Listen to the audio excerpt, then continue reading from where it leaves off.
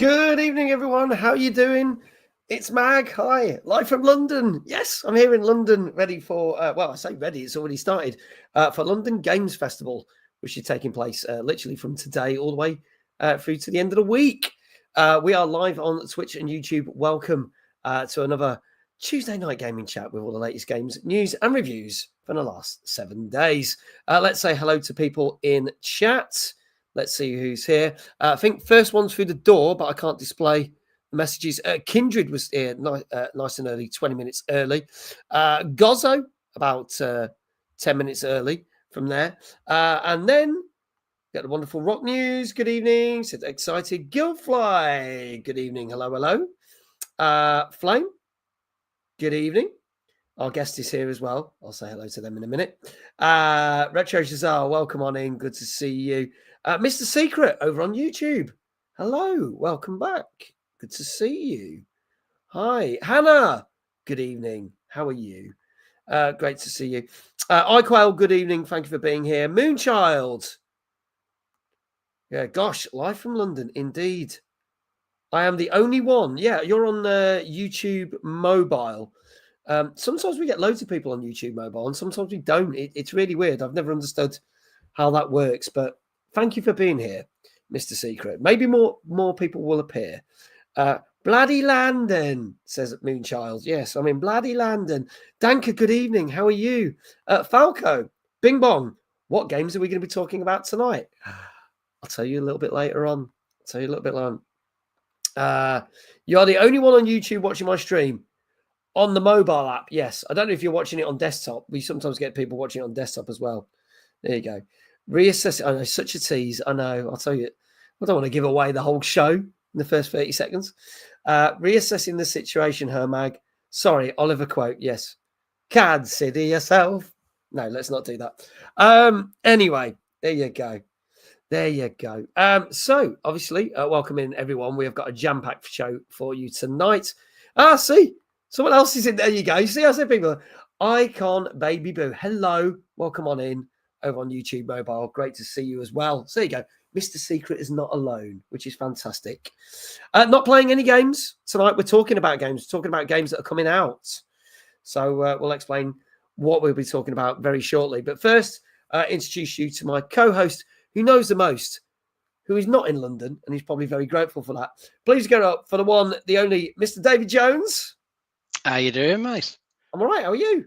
Yeah, not too bad, thank you. Yeah, I'm not in London. I haven't got a nice piece of artwork behind me. I just got my green screen. Yeah, and it's a very good green screen, I have to say. It serves you well.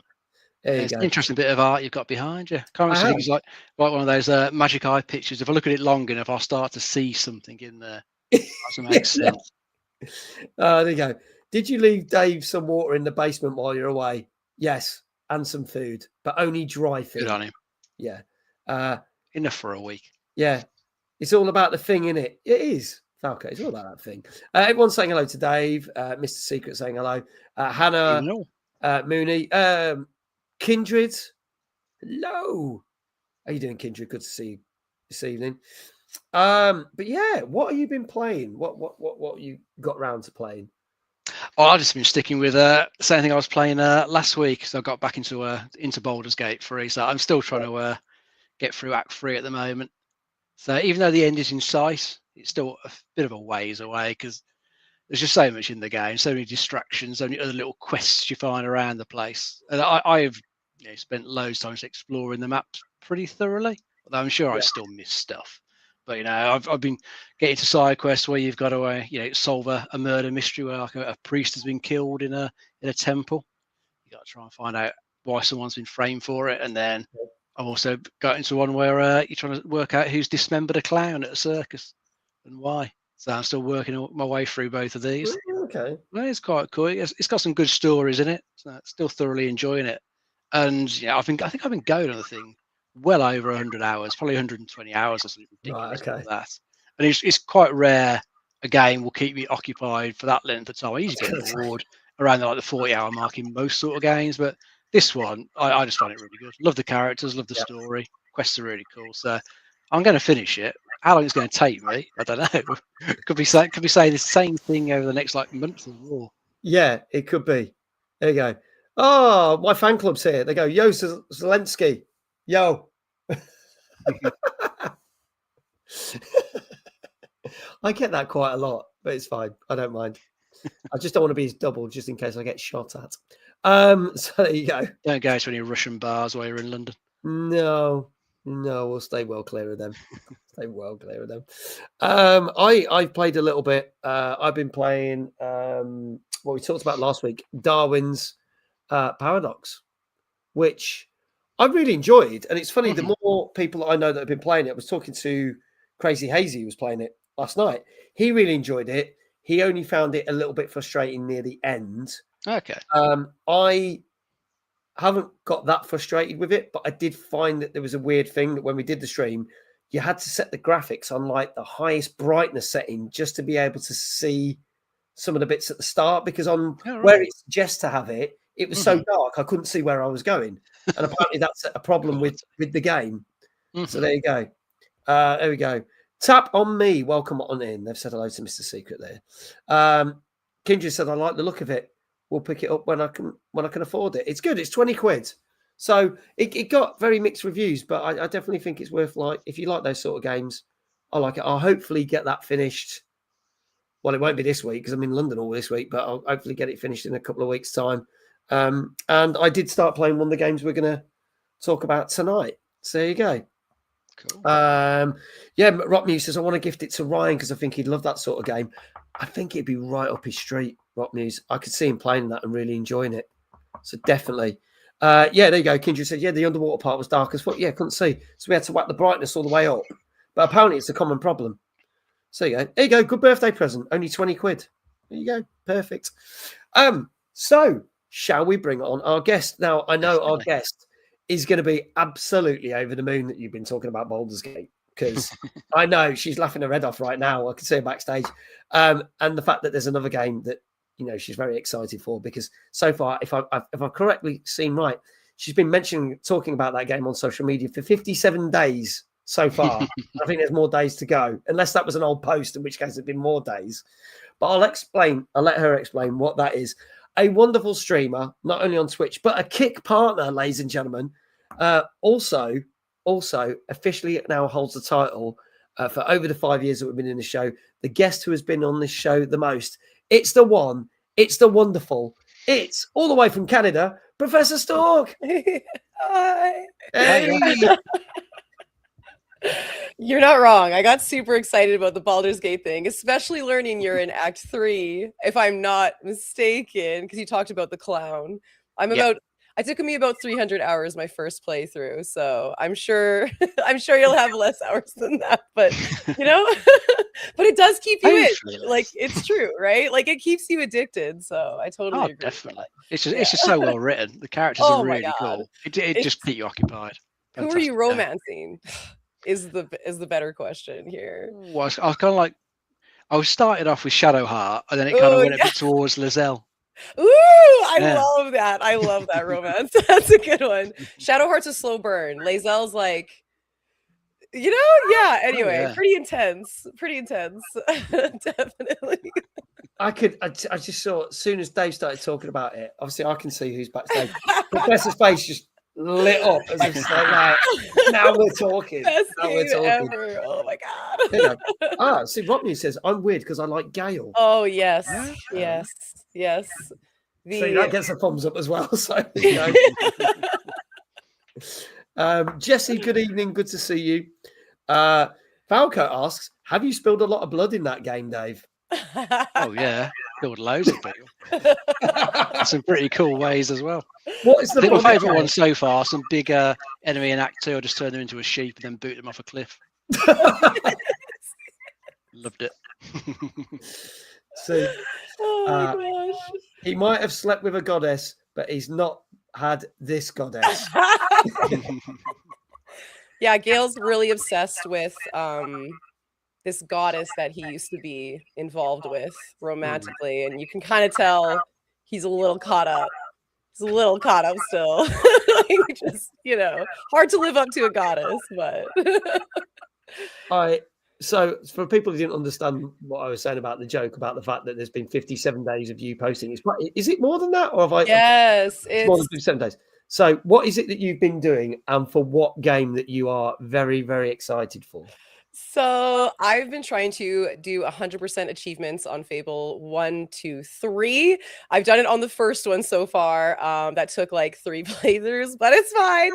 I'm on maybe day 80 at this point. This would be day 80, I believe, of posting Fable every single I've day. seen a late. It's crazy, yeah. And I'm posting every single day until Fable 4 comes out, which is supposed to be in the autumn, but not sure if that's happening anymore. Yeah. No. We're waiting for it. So I got like 200 days to go. It's we'll see if I can do it. They go, oh, it's coming out in the spring, and Professor's like, right, I need to find another 90 days of content. Add to the 90 already. No, seriously. But it's been a lot of fun, and there's so many people into it. I didn't realize what a cult following Fable had. I had no idea, but some people play it every single year as like a Christmas tradition. Like so many people play it. So it's cool. It's cool meeting so many Fable fans. Yeah, it's I was saying that I don't know whether I'll get to meet him. I missed him when he was at Guildford Games Festival in February. He was speaking there, but I didn't get to see him. But obviously, Peter Molyneux, who's responsible for the original things, is at the London Games Festival on Thursday. So I may get to see him. I may not. I hope so. I'd love if they asked me to interview him. That'd be amazing. But I don't know who I'm going to be interviewing.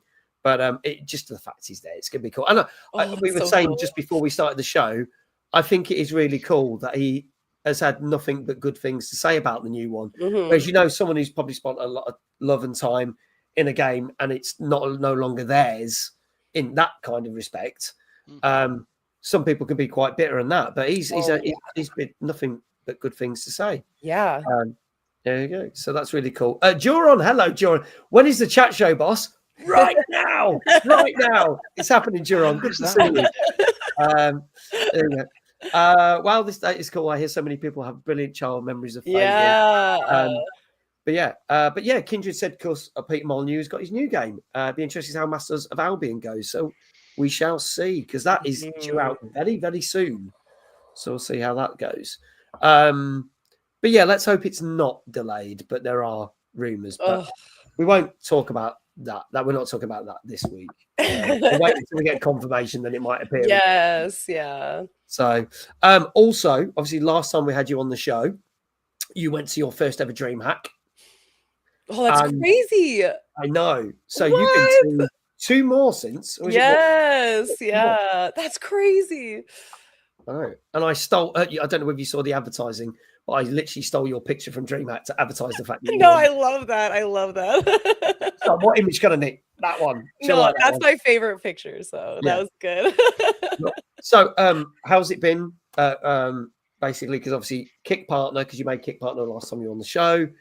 You've been getting to go to these amazing events in the US. How's it all been going? Oh my gosh, so awesome. I think so incredibly nerve-wracking. It's one thing obviously doing this, and I think that's hard enough as is, having your face kind of like constantly shown. That's not exactly easy.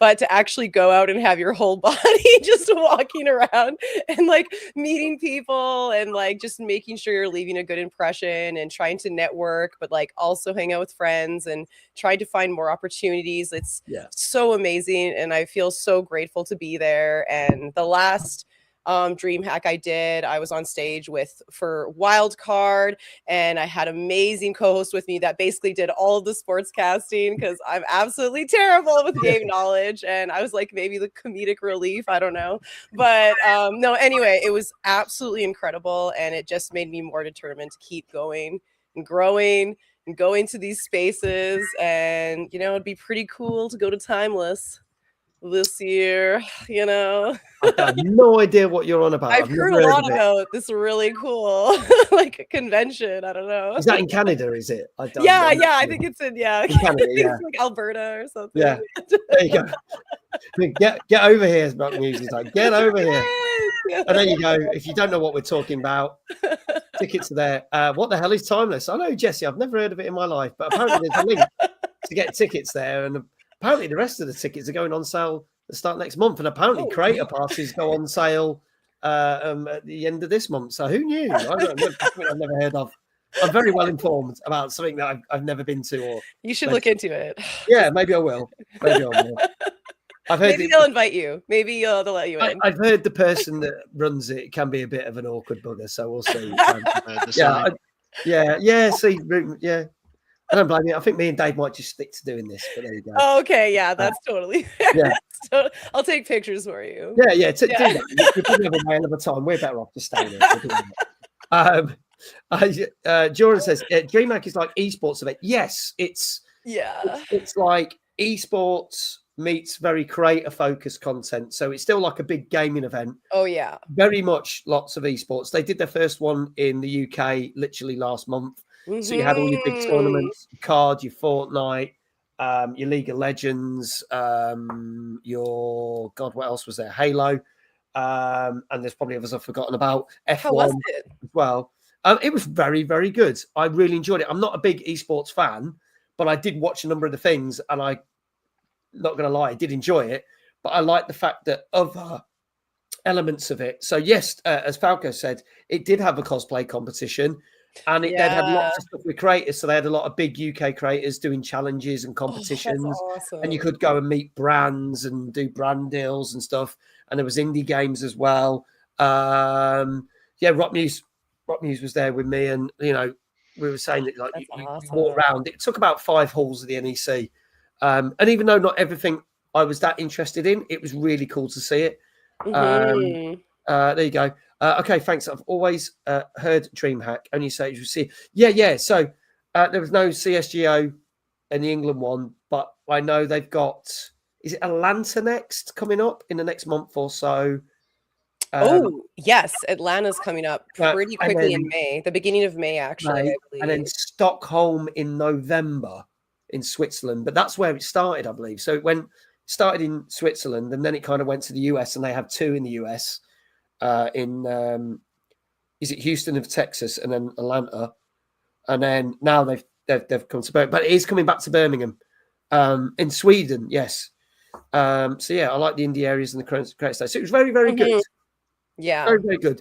If you're into, what I will say is, if you are into game shows where they might have big AAA games or all the new latest releases, that's not what DreamHack's about. So in terms of that, it's not that kind of event, but it's almost like a Comic-Con for gamers. Yeah, that's perfect explanation. I like that, and it is cool. So if you like stuff related to gaming and gaming personalities and esports, it's perfect. Lots of voice actors too. Like there was quite a few. I don't know if you guys have played Expedition 33. There was like Monoko there, Eske, who also did the voices for the French version of Gustave, stuff like that. Like there was also like Rengoku's dad. I don't know. Anyway, from like Demon Slayer, like different stuff like that. So they do have like a lot of anime stuff as well. But yeah, it is very game focused.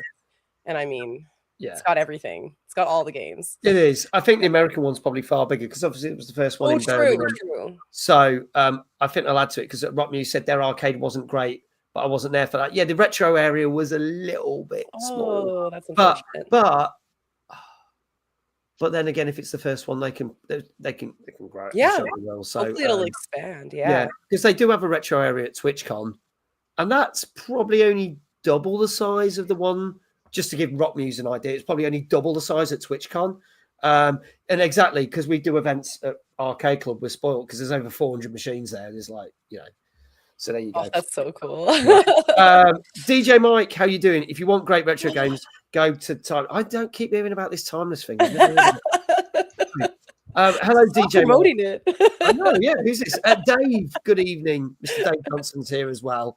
The next DreamHack event in England is going to be in Birmingham the first weekend of April, Falco. So they've swapped it around because it was the last weekend in March and Easter was the first weekend in April. And then here in England, Easter's the last weekend of March next year. So DreamHack's the weekend after. But yeah, dates haven't been announced, but I don't think tickets will go on sale till probably just before Christmas. because they've got to get the other 2 events out the way. Mm-hmm. So there you go. So yeah, where's details? Here we go. Go on then, bring it on. We got a middle-aged depressed guy, not going to lie, a cute femboy, and a shining moonhead guy collab. The question is, which one's which? Because I think I'm probably the cute femboy. I was going for that one.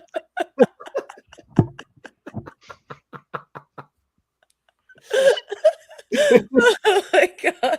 Oh, there you go. Falco, I will put details in my Discord. I don't know if you're in my Discord, but I do put details of all the events that are coming up. It goes up to as far as TwitchCon at the moment at the end of May, but then there's more events for June, July, August, stuff to be there. Someone should go to an optician's. My thoughts exactly, Rocky. So on that note, where can people find you, Professor Stalke? Because we've pinned your links, your Twitch and your Kick is pinned to the top of the Twitch chat. Thank you. But we can put the links in on the YouTube chats as well. Where else can people find you? When are you on? Ooh, so I guess now I main on Twitch, Kick, and TikTok, usually around the same times, except it's Right. Stalker and not Stock on the TikTok side. Okay. I do post on my socials every single day because once again, I'm posting Fable every single day for a long time. So yeah, you can find me on pretty much all the socials at Professor Stock. So yeah. Brian's in the house. Says, good evening. Nice to see a fellow Canadian. Oh, we got DJ Mike. He's in Canada. You could all the Canadians. Awesome. All the Canadians. There you go. It's a revolution. Also, Rock Muse would like to know, Professor, do you cosplay? Oh, I've done maybe 2. I think I did a Viking one. And then I've done Yor. I don't know if you guys know who Yor Forger is, but if you watch Spy Family, the anime, then you might know who that is, but that's literally the only 2 cosplays I've ever done. And There you go. yeah, I'm not as dedicated as a lot of other cosplayers. I can't design. I can't make things. So, we'll see if anything next happens. Brian was born in Burlington, Ontario. Ooh, Ontario. All the very people nice. there. That's like 30% of the population of Canada. Just Yeah. like Ontario, Toronto. It's like tomato, isn't it? It's Ontario. I heard Dave is so nice, part Canadian. Is that true, Dave? I'll have to look back in the family history. Who knows? Yeah, you know. He's going to dig out the family tree after the show and let us know. Or as DJ Mike likes to call it, on terrible. On terrible. I've heard that actually. I've heard that. Yeah. Welcome to On Terrible. Your dreams will not come true. Oh dear. Okay, folks, shall we kick off tonight's show? Yeah, let's go for it. Well, let's go. Obviously, a couple of people said, what are we going to talk about on tonight's show? Well, here it is, ladies and gentlemen. This is our 261st show. We're going to talk about Starfield finally launching on PS5. We've got Samson and Tyndalston story. I know I can't say that right, and I'll get a slap wrist for that. Pokemon Champions and a game I played last night, The Occultist. Plus, we're going to discuss the fact that GTA 6 has been held to ransom, allegedly, and the latest in the UK retail chart. We have a look at a different chart each week. We're going to look at this week the UK sales retails chart, see has anything massively changed since we looked at it a couple of weeks ago. All this and more. And yes, Hannah, there's Pokemon. So there's a reason for Hannah to be happy. Another Pokemon game. Can you believe it? It feels like we've 3 Pokemon games in 6 months. It's insane. Folks, let's kick off with our first game tonight. This came out last Tuesday. Is on PS4, PS5, Xbox Series X, S1, Switch 2, and PC. And this is called People of Note. Here comes the trailer. Listen, we came here because the Homestead is trying to collect the 4 keys of Note. And maybe find someone to join my band. Man, when did the world get so big? Always was. Guess that's why we band together. Harmonies can't be sung by one. I belong to a group of people trying to keep the keys safe. You don't know precisely what they can do, but we can't let the wrong people get their hands on them. This is the start of something new. Your sounds are part of something larger than you. The whole world's waiting to hear. Smolder, this is it. Everything you've got. We can't lose here. I'm under the lights, but I'm not on my own. This generation of music's gone to hell, children. Time for you to follow suit. No one can do it alone.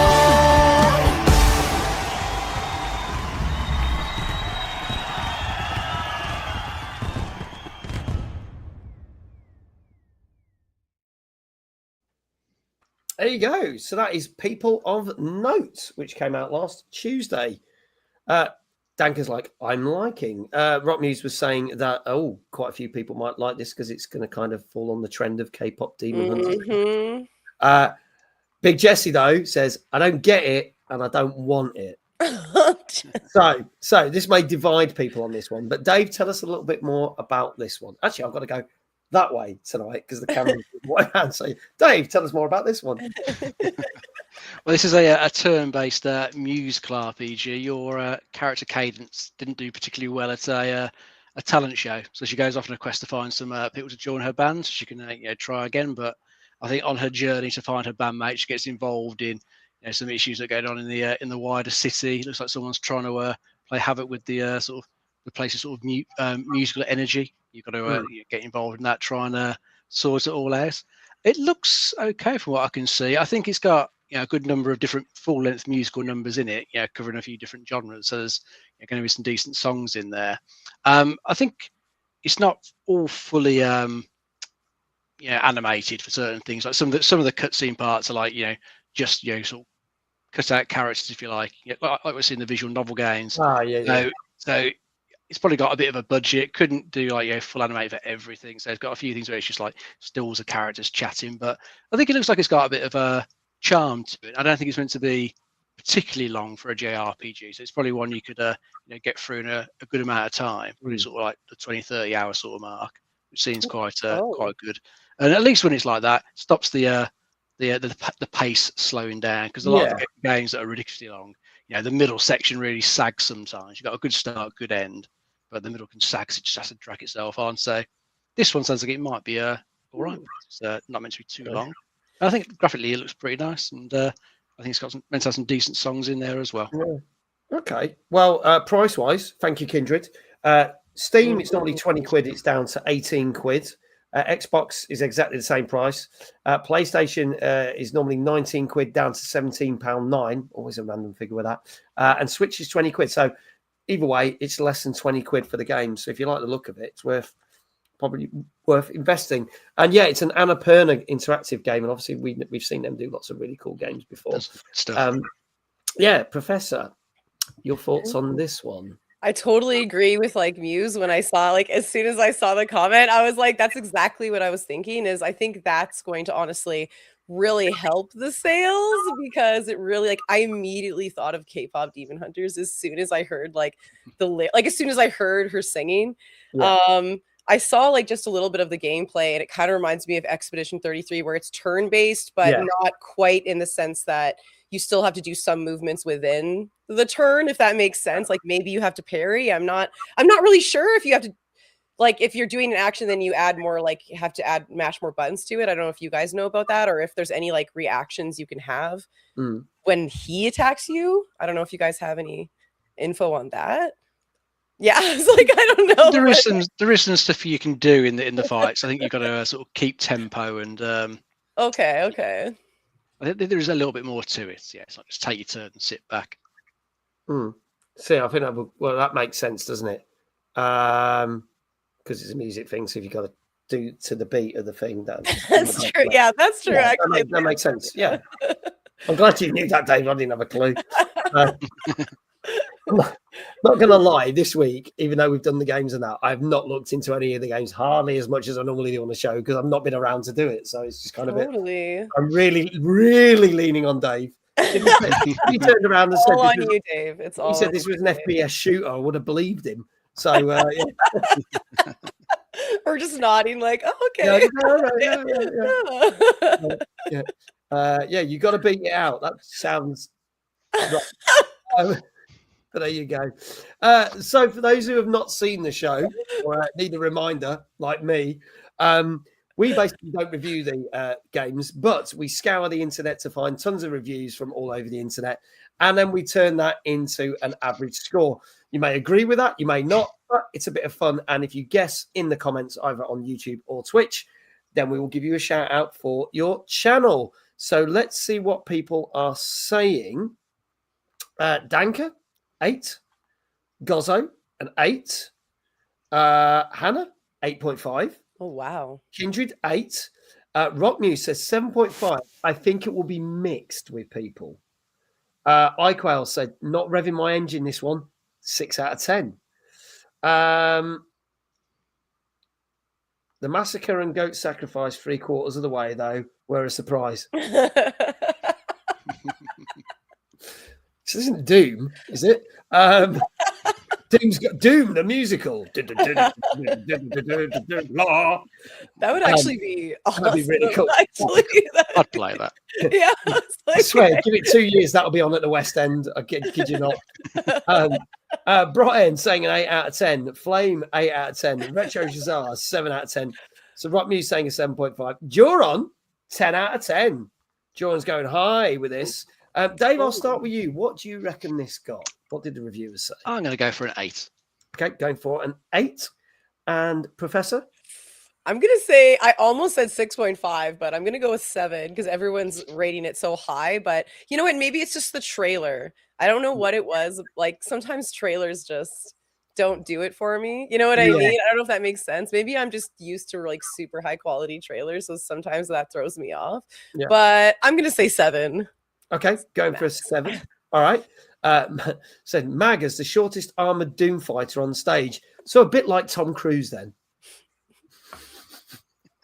I'd be the Tom Cruise of theatre musicals. He's like, he looks so much taller in real life. That's our Mag.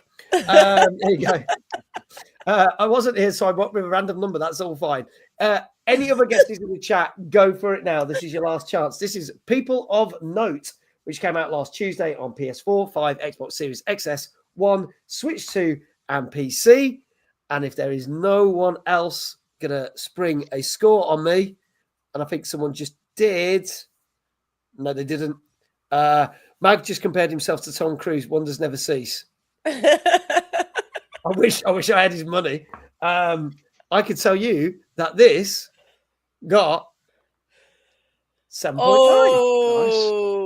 Nice. So you guys were kind of either side. Close. Very close, but 7.5 on average for this one, which is good. It's good going. So Rock Muse, congratulations, you got this right. And in fact, are you the only one that got it right? You might be. Everyone was either side of it. To be honest, go for 8s and 7s. Weren't you saying that this is the episode where you start banning people who get the rating wrong? Like wasn't this going to be? I mean, if I do that, I won't have an audience. So many people end up getting it wrong, but it's fine. Okay, no, I just sorry. Let's not do that. It's taken us 5 years to get to this point. Don't want to start from scratch. Dave and I just gone. Just like out of here. Gone. Yeah, Dave's gone. Right. So on next week's show, it'll be episode 1, and I'm looking for a new co-host. There we go. And an audience. There you go. I can believe that Maggie's from another planet or whatever it is Scientology. You think, oh God, yeah, I don't want to be a Scientologist. Yeah, just me watching all on my own. Yeah, because you're the only one who got it right.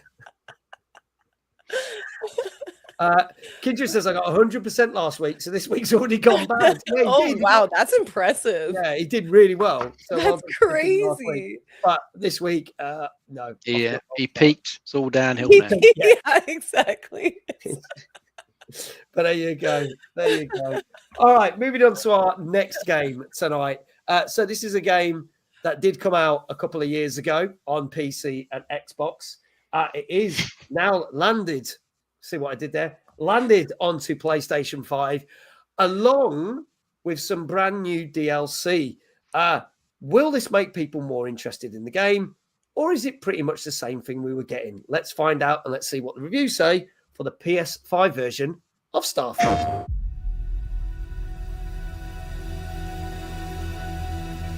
Among the stars, humanity can seem insignificant. Our achievements can be dwarfed by the vastness of space itself. But the galaxy is at our fingertips. We must enjoy the ride.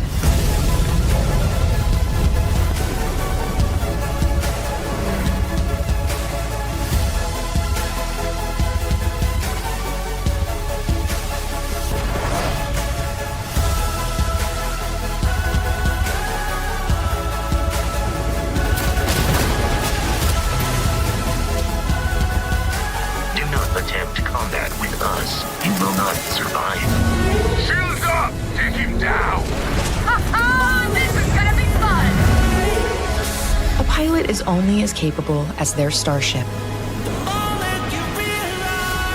A ship only as useful as its crew.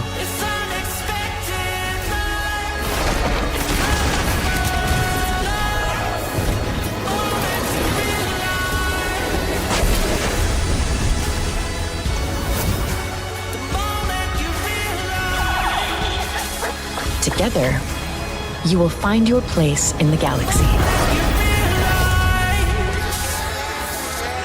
But beware, others are claiming theirs.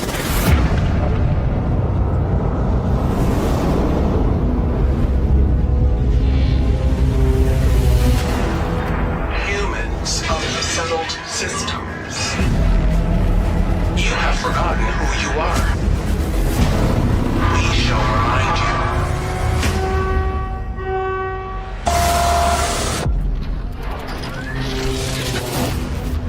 No use resisting. Destroy hostile. They got the crash drive! Annihilating. We are the Terran Armada, and none shall stand in our way.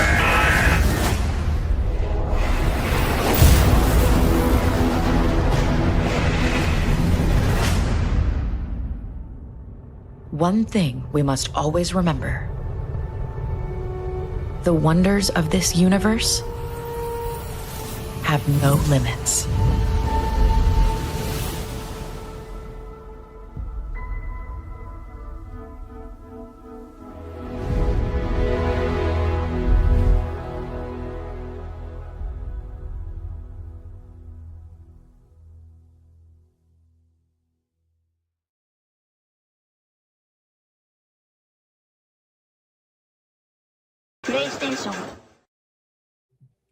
There you go. Bit of a long trailer, that one, but basically shows you what the brand new DLC is and the fact they've announced more DLCs, because they did say, weirdly, there'd only been one DLC after the original Starfield, and when it comes to PS5, they had a lot more in store. And it looks like Bethesda are keeping to their word, as we talked about on the show a couple of times over the last couple of weeks. But for anyone who doesn't know what Starfield is, Dave, take it away. I keep doing that the wrong way around. Take it away. Yeah, well, this is Bethesda's big space RPG. Was that a couple of years ago, wasn't it, on the Xbox? 2023, I think. Yeah, it had lots of hype behind it at the time, which I don't think it actually met at all. I ultimately found it fairly disappointing.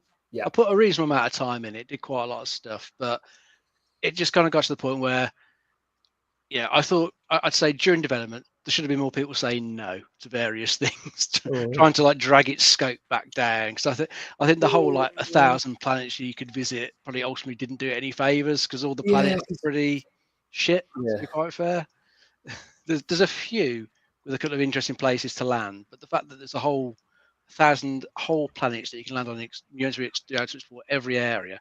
They're all actually kind of dull when it comes to the exploration. And I think that's what really hurts it. The exploration in this is nowhere near as good as in something like Fallout or the Elder Scrolls, where you've just got the map with lots of cool stuff to explore. A lot of it, has been placed by hand by the developers, and you go back to like Skyrim, and you can just be walking along a path, and then something just catches your eye in the distance that drags you away from it. You're on. You just don't get that in Starfield because you've got to purposely go to the planets. And when you get there, you'll go to the thing you were looking for, but there's nothing else around that's really worth going to. Yeah, it seems quite empty. Yeah, I mean, let's face it, pretty much all planets in space are going to be barren anyway, so it's quite accurate. Doesn't make them interesting to go to in a game, though. So even though they had various points of interest in there, they did start to get repetitive. Yeah, I think they have added more into the free lanes update, so there are more points of interest. Yeah, but it probably will still get a bit samey because you are going to see repetition.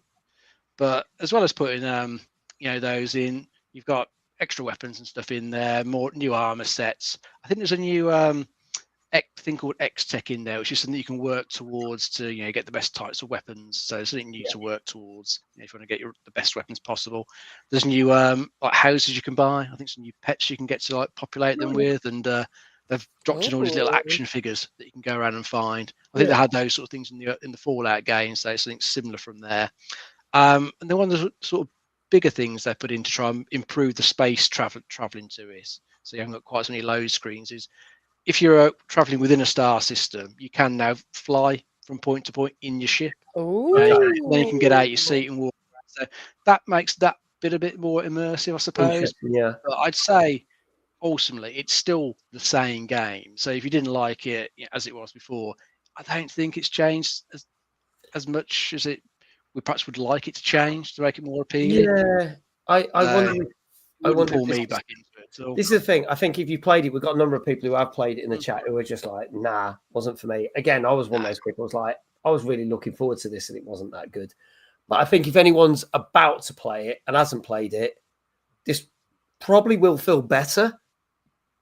But maybe ultimately it's still going to take a while before it becomes the game that allegedly Todd Howard envisaged, which is like, so I don't know. It's a be an interesting one. Professor, your thoughts on this? So I did play maybe an hour, maybe 2 hours, like years ago. Like, when did it first launch? Did you say it was 2 years ago? I thought it was longer than that. 2023 it came out. So it's September of 2023 it came out. Oh, okay. So like 2.5 years, I guess, or something. But like, okay. So like, because when I played it, like, it just didn't lock me in, and I really like the Star Wars universe and all that kind of stuff, and that pulled me in. Like, I don't know, the Star Wars, like the online one or whatever. Yeah. That one actually like quite pulled me in. So it's not that I'm against the sci-fi universe, but there was something about Starfield that just didn't grip me like at all. But if I would have seen that trailer, like without having played it previously, that would have completely drawn me in. Like, the music was so hype. It honestly looked really fun, and that totally would have got me in. So I feel like this might get more people to actually play the game. But I agree. I don't know about the people who've already played it. I'm not sure if it'll like entice them. Like, I don't know. I'm still hesitant. Well, what I will say is we may find out whether it has enticed them to come back and play Starfield, because obviously when we had another game that came to a platform, it shot back into the charts. So let's see if that's happening a little bit later on the show. Will it? Or maybe? Okay, let's I like dangling the carrot. Here we go. Let's see. This is currently £45 if you buy it, but you can get it slightly cheaper elsewhere. I think the cheapest someone's found was £37, so you save about £7-8. Let's see what people are saying. Brian saying a 7. Now, I think when this came out originally, this either got a 7 or a 7.5 on our show. I think it was a 7. I think. If anyone can remember, please do let us know, because 2.5 years ago. We've done a lot of shows since then, but I think it was a very scored last week. Yeah, I sure remember I can't remember what we scored the game just before, let alone last week. Danka said an 8. Flame said an 8. Gozzo saying an 8. Oh, I can see a pattern forming here. Retro Shazar saying an 8. iQuail saying a 7.5. Falco says a 7. Rockmuse a 7. Hannah says a Mr. Trailer to give the dog an improper bath after he decided to have a roll around the garden. Oh dear. There you go. Kindred says an 8 as well. Professor, I'll start with you. What do you reckon this got for PlayStation 5 only? That's what we're saying for this. Oh my gosh. I mean, I'm honestly going to stick with 7. I just have like a feeling. I'm not sure. It does look like cooler than like the original one, but I'm just going to say 7. Okay. Ever in doubt, save 7 it is. Yeah, literally. Dave, what do you reckon? I'm going to try a 7.5. 7.5. Okay, so slightly better. There you go. Okay, all right. Well, folks, this is your last chance. This is Starfield, which came out last Tuesday on PS5. If there are no more scores in the chat, and if Hannah's dog has stopped being undead and now has the zoomies instead of being a zombie, you don't know what I'm on about, look at the chat, then I can tell you that this got 8 out of 10. Oh, so it actually did score higher. Oh, when it wow. came out on PC and Xbox, so it's got a better score, and the reviews have been actually pretty positive. And again, this could end up being one of those games that eventually, give it a bit more time, it might end up actually being a really, really good game. Maybe if they fully commit to it, it could be very, very good. Daxtron, thank you so much for the tier 1 sub. That's 23 months. He says, hi again, Mag. It was great to see you again last week. It was great to see you, Dax. We had dinner with the wonderful Ashens on Friday, and I got to see Dax and the lads from Did You Know Gaming. Great to see you, buddy. Sorry you had to scoot off early, I know, but hopefully I will see you again very soon, my friend. So good to see you, Daxtron. Thank you for the sub. Greatly appreciate it. Let's go on to some gaming news. There's got quite a few little stories. Oh, yeah, I forgot. You had dinner, as in me. I ordered, and then Stu ate mine. Yeah. He was going to miss his train, and because the food was taking so long. Yeah. No. Yeah, he didn't get to eat. We will rectify that. Next time we see you, Dax, we'll make sure that you get food. And then we'll all bugger off on a train. So you end up with 8 meals or something. We'll figure that out. I know I felt bad for him, bless him, because he'd been there all evening, then he had to go. Oh no! It's bad. Moving on with some news stories, folks.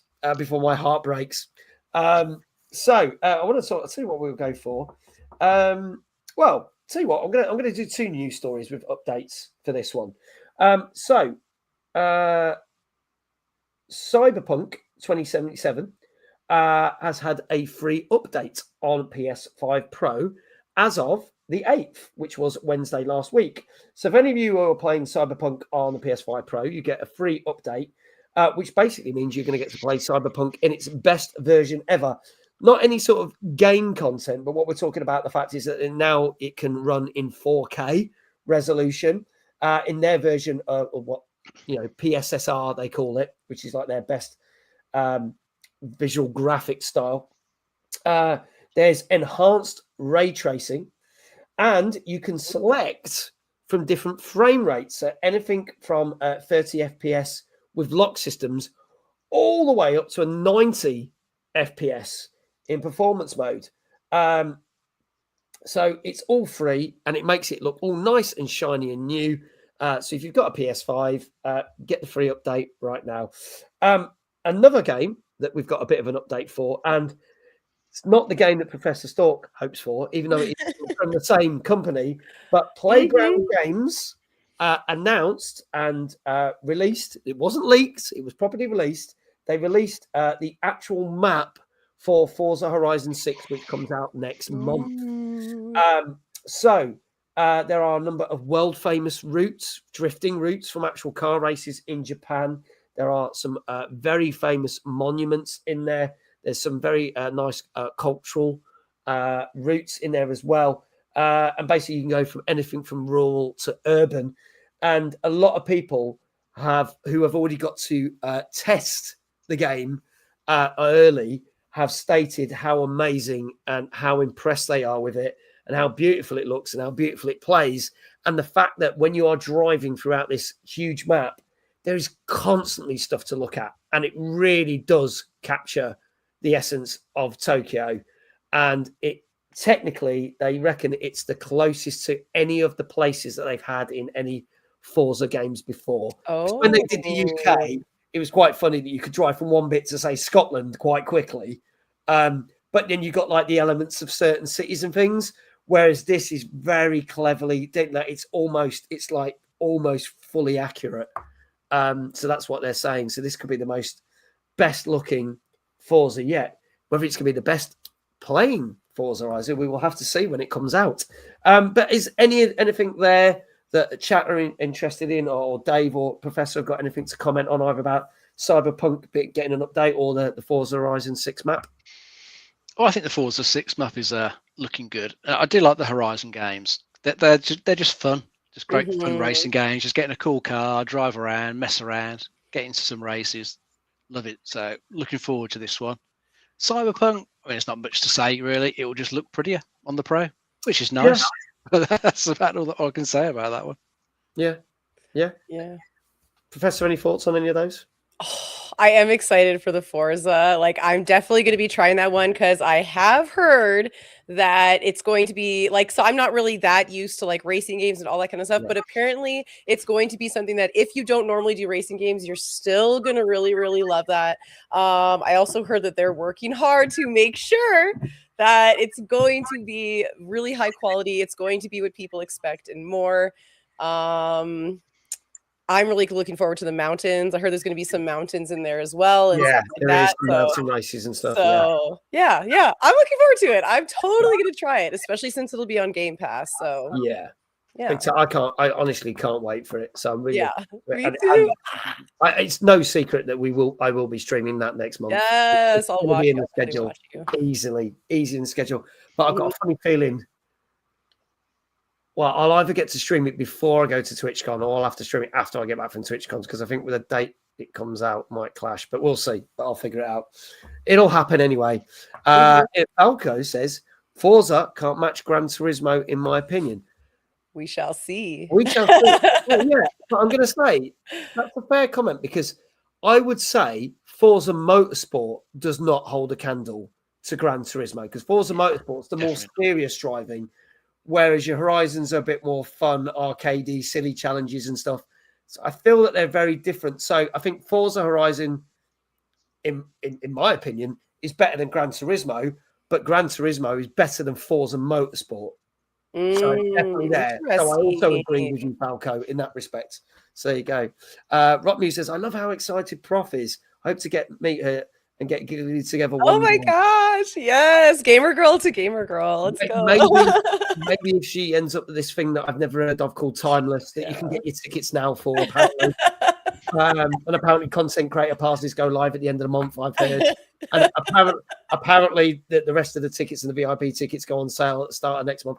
I don't know. Never heard of it. You're surprisingly well informed, though. Yeah, it's crazy. Like, where are you getting? Are you Googling this now? Like, where is this? Kindred, if you'd like to be banned from my channel. Don't you dare, Kindred. Mind you, I could probably go on a rant about it. That's probably Extra says Timeless. What's that? I know. I was hoping you could tell me. Goslo says, yes, Gran Turismo is the best racing game ever. I'm a big fan of the series since this is the first one. So there you go. There's a lot of people. That is blasphemous, I think. I hear the merch. Oh, yeah, I've heard the merch is pretty special. I heard there. I also, that well informed, I heard there was a special photo shoot all to do with the new merch that's getting launched. To do with yeah, I know. So there you go. Get your EGX merch soon. Let's move on to our next game. It's not EGX merch, just if anyone's really confused. Let's move on to our next game. This came out on Wednesday. This is out on PS4, PS5, Xbox Series X and S, Switch, and PC. And this is called Chain Staff. Let's have a look at the trailer for this.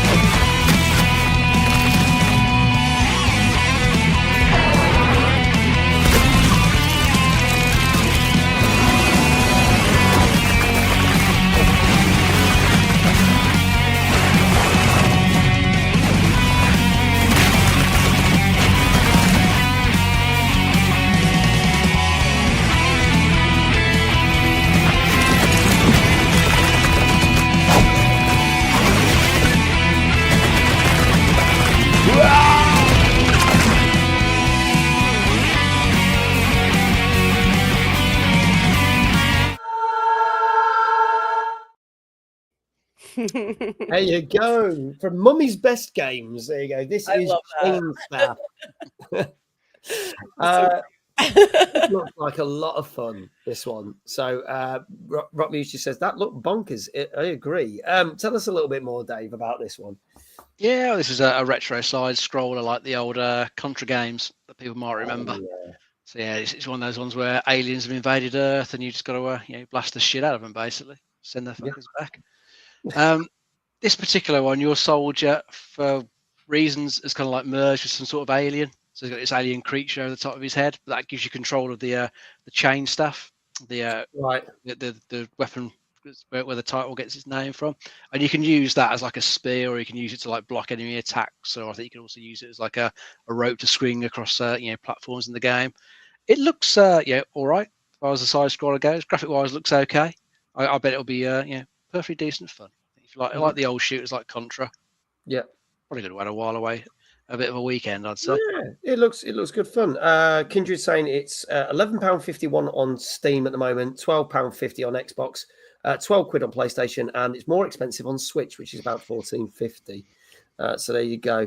The art animation style looks a little bit like a Flash game. I get that. I see how you're saying that. Abdu, welcome on in. He said, "How are you guys doing? What do you think about Mouse PI game?" Not talking about Mouse PI this week. We will talk about that in about a week or two. Might be 2 weeks' time, actually, when it comes out. But I do agree. Was surprised to see that Troy Baker was the main character because they unveiled that this week. So actually, I know they say, "Oh God, Troy Baker's in everything," but I like Troy Baker, so he's good. Quite happy about that. I'm not going to lie, was very happy about that, and it makes me want that game even more. So I will be playing that later this month in about 2 weeks' time.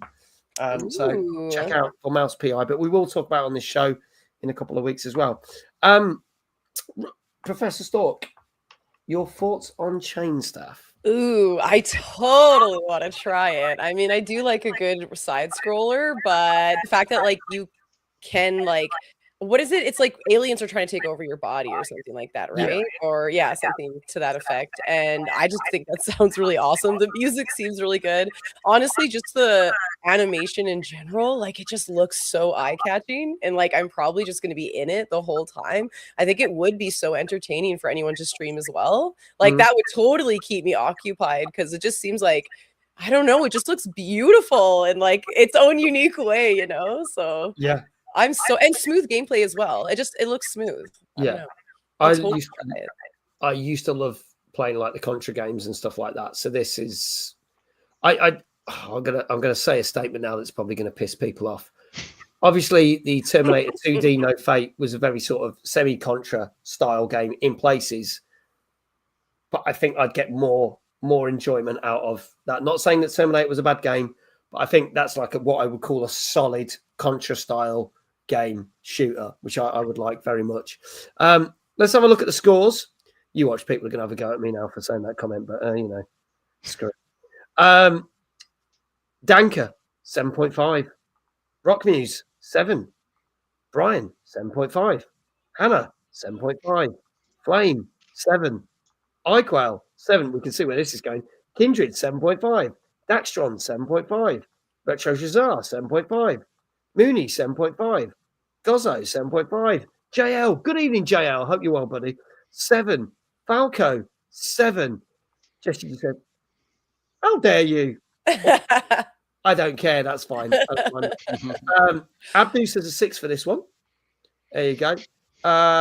It's the same developers as Weapon of Choice and Serious Sam, which were both a lot of fun. Guess I'll be buying this one.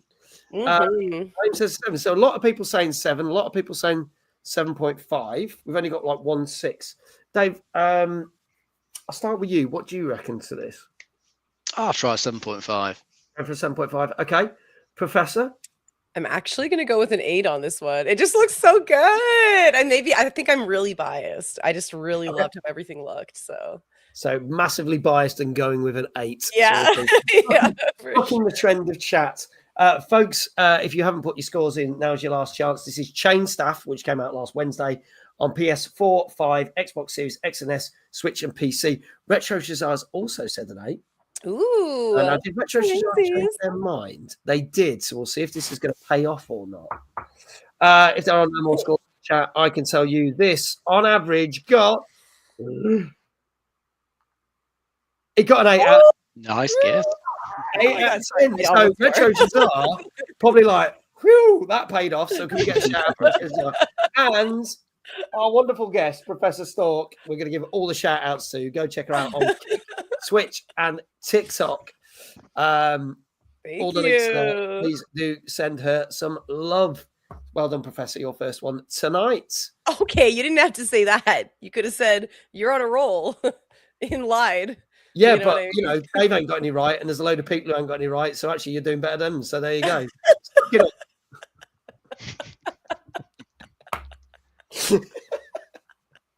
Whatever. I'm leaving. Yeah, This is my last.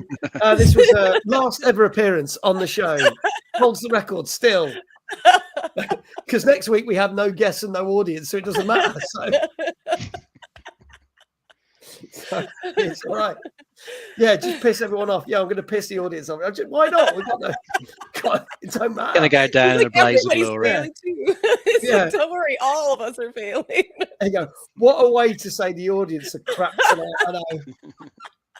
I'm getting my own back on you, Kindred, for saying that Timeless is the new EGX. I was like, there you go. Son of a bitch. Okay.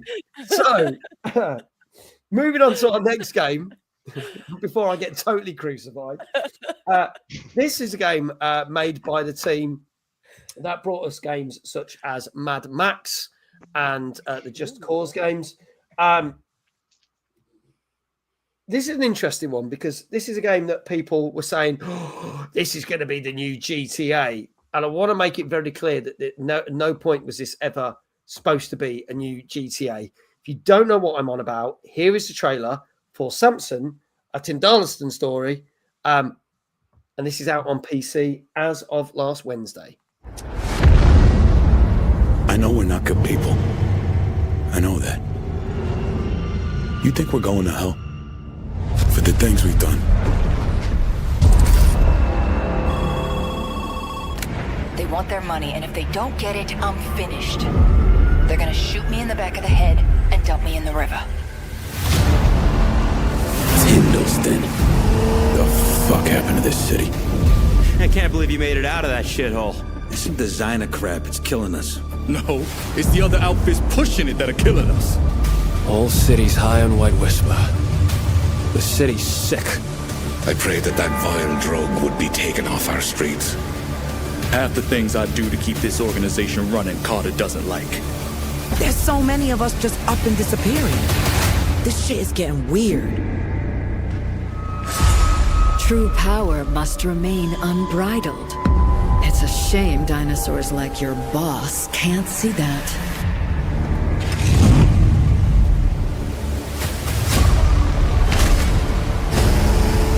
Fuck you, Carter! The only thing for people like me is to keep going. Keep grinding. Keep doing the work.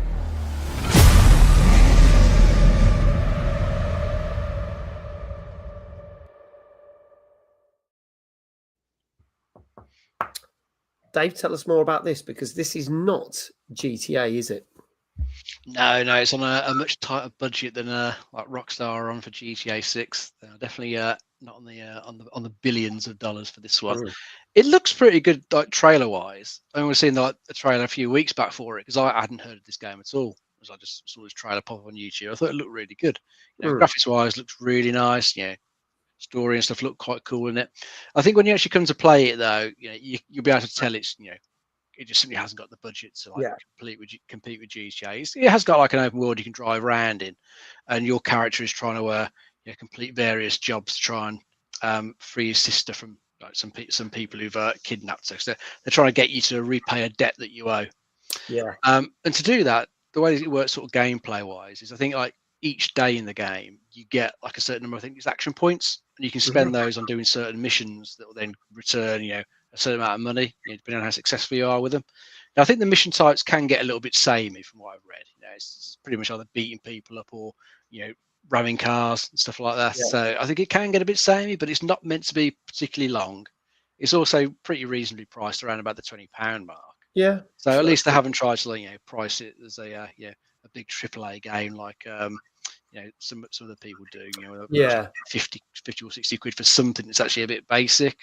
So I think it's reasonably priced for what it is, and it looks perfectly okay. The story seems all right from what I can see. As I said, graphics look nice, but I just think you'll find the combat and stuff is probably, as Kindred just said, a bit janky, especially like the combat. But I think the devs are planning to do some patches for it because they've already put some out to fix a few issues in the game, and they've got some more planned for the rest of this month. So even if you don't jump into it now, it might be worth just keeping an eye on it for over the next month, just see what they add to it, see if they improve it. Because for like £20, I think you could probably get a good bit of fun out of it, even if it's not the best game.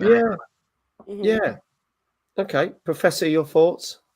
I mean, I really liked that there was just an immediate punch, like you're right at the beginning of the trailer, just like bam, just like it's like, oh, okay.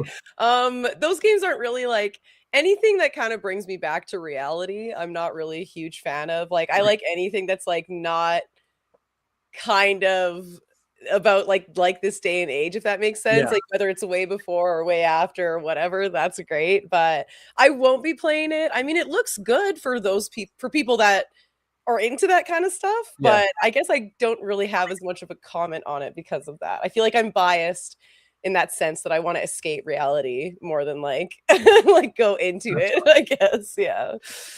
Okay, so I wanted to tell you an interesting story about this.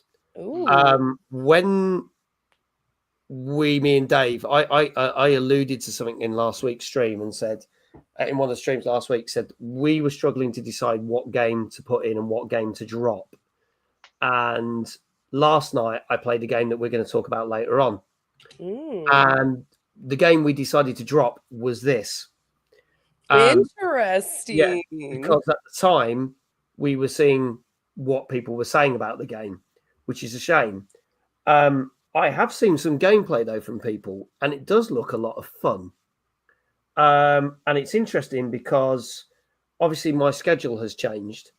And yesterday, even though I didn't apply for a copy because I decided to not go for it, they've sent me a copy of the game. No way. So I am highly likely going to stream this next week once I get back from London, because I want to give this a fair shout. But it has, as people have said in chat, this has massively got people divided on this. Interesting. So let's see what people are saying with the scores. And for anyone who's just joined us and you don't know why people are putting scores in the chat, guess the score, what the reviewers have said about the game. If you get it right, we give you a shout out. Brian, I think, was the first person to put a score. He said it's really divided opinions. There you go. I'll give this a 6. It's 21. Oh, I forgot to say, Kindred did say it's 21 quid on Steam. So it's cheap, to be fair, which is great. 5.5 from Danker. 6.5 from Moonchild. Gozzo didn't see the trailer, but said 5.5. If you don't see the trailer, you're supposed to say 7, Gozzo. You know the rules. No, we always say, if in doubt, give it a 7, but no, that's fine. Flame says 6.5. Hannah says 7. Retro Shazar says 6. Legendary JL says 6. Gilfly says 6. Falco 7.5. Daxtron 6.5. iQuail 5.5. Wow. Kindred, whether 5 or 5.5, so give us a score, mate. Rockney says 6.5. Kindred has gone 5.5. Abdu has gone 4. Okay. Yeah, all go for it. I did not see my trailer. Went to get milk. That's fair enough. Dad? Right. So, Professor, I'll start with you. What do you reckon this got? Oh my gosh. I honestly was going to give it a 7 just due to the fact that I feel like I might be a little biased. I might just stick with the 7, honestly, Okay. even though it's been divided. I'm going to stick with the 7. Okay, going for a 7. Dave, what say you? I'm going to try a 6 for this one. I think it probably has scored a bit low, unfortunately. Okay. All right. Well, I'm going to tell you, this is an interesting one. This isn't the one where I had to keep watching because it made it very difficult to sort out the average score. Because when it came out, and this is why I kind of felt last week, I was like, oh, glad I'm not streaming it. The average score worked out at a 4 out of 10.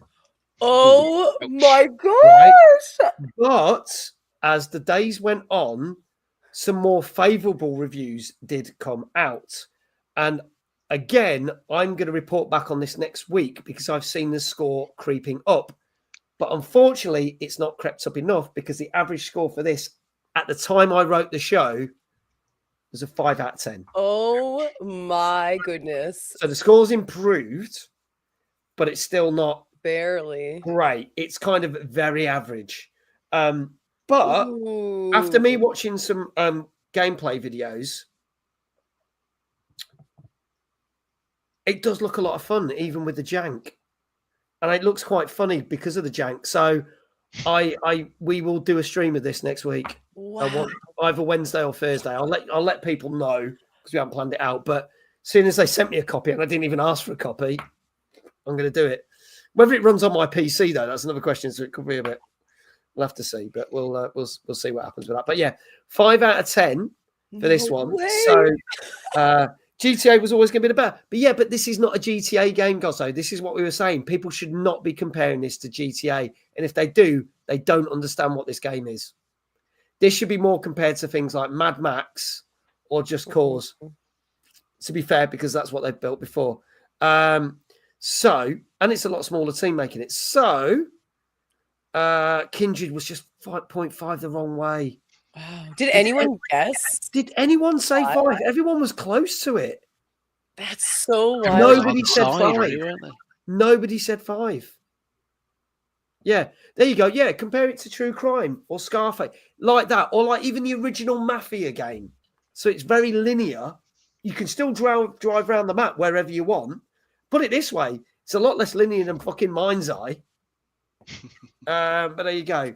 Yeah, that don't count, Kindred. You went for the 5.5. That's so crazy to me. Nice. Yeah. Is that the lowest? What's the lowest rated game? I don't know if you can like recall this off the top of your head, but has anything been lower than like 4? Oh god, yeah.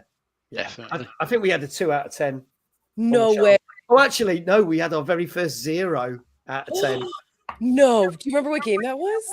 The day before, which was the game that disappeared a week after it came out. No. That was that thing that ended up being an NFT scam. No. People It played even lasted a week. It lasted. It was a day or two, maybe. Well, I think less than a week. It was gone. That's within crazy. a week. And how I got an average score of 0 out of 10 is because everyone was giving it 0, so we got a 0 out of 10. So can you? What do you mean by NFT scam? So basically, with this game, they pitched it as like a big open world zombie DayZ kind of thing, but also had elements like The Division. From the trailers that we saw, it looked pretty decent. But then as stuff came out, it turned out that they were ripping a lot of graphics and effects from other games. There was stuff nicked from COD. There was stuff nicked from other things. There was a lot of AI. Then it had a Bitcoin generator. Oh. Yeah. And then when the game came out, there was literally nothing to do in it. You run around after stuff that was advertised was not in it. And it was just this big empty game. And it turned out it was just a big scam and people had parted money with it. And then it got taken, literally shut down within a week. So it was the quickest shutdown. Not even Concord managed that. Crazy to me. Thanks for the info, because that's so interesting. Oh my gosh. But yeah, 4.5 has been the lowest this year so far. Okay. There you go. That's been the lowest. But we have had some 2s and stuff. I think Gollum got a 2 out of 10. I was thinking Gollum. No, that makes me so sad. Gollum got that. And then there was that god-awful King Kong game that looked more like a mobile game. That was pretty bad. And then literally the week after that, I think that got a 3 out of 10. The week after that, the same company brought out a really bad Walking Dead game. They got a 3 out of 10. No way. Yeah, Gollum got like a 2 or a 3. That makes me so sad. Like anything to do with Lord of the Rings, like tanking is so the saddest thing to me. Like it tanked hard. Wow. And you do mean Gollum, like Lord of the Rings, not like Gollum, like a Minecraft. Okay. Yeah. And again, just like clarify. It was one of those games where the studio had to put out an apology for how bad it was, and it kept getting delayed as well. And eventually, when it came out, it was just dreadful. No. But as Kindred says, you can't trust critics to score because IGN gave Marathon a 9, but then obviously GameSpot I think gave it a 6, or was that something else? I can't remember now because obviously I really like that one, actually. Yeah, I think some it's people scored do. reasonably well, actually, with the critics. Not just Yeah, that. it's done all I think a lot right. of people do like it, but I it's think not a game for everyone. Let me No, find true, what- absolutely fair. Yeah. what did we I give mean, it on here? I'll just I have a know look. the robots were actually pretty hard. They felt like players. It's like I really struggled against like some of those robots. Marathon got a 7 on this show on average at the time, but there's still a lot of reviews that hadn't come out, and it was a bit like Crimson Desert. Crimson Desert got a 7 at the time of release on the show, but Crimson Desert scores went up as well. Oh yeah, So that it's cat just- army. It's hard to like. There you go. So you never know. You never know. Samson scores might go up. We'll see. We'll see. But I want to have some fun with it. So fingers crossed. Let's see what we're going to talk about now. Oh, so our next news story. This is about Nate the Hate. We've mentioned Nate the Hate on this channel many a time.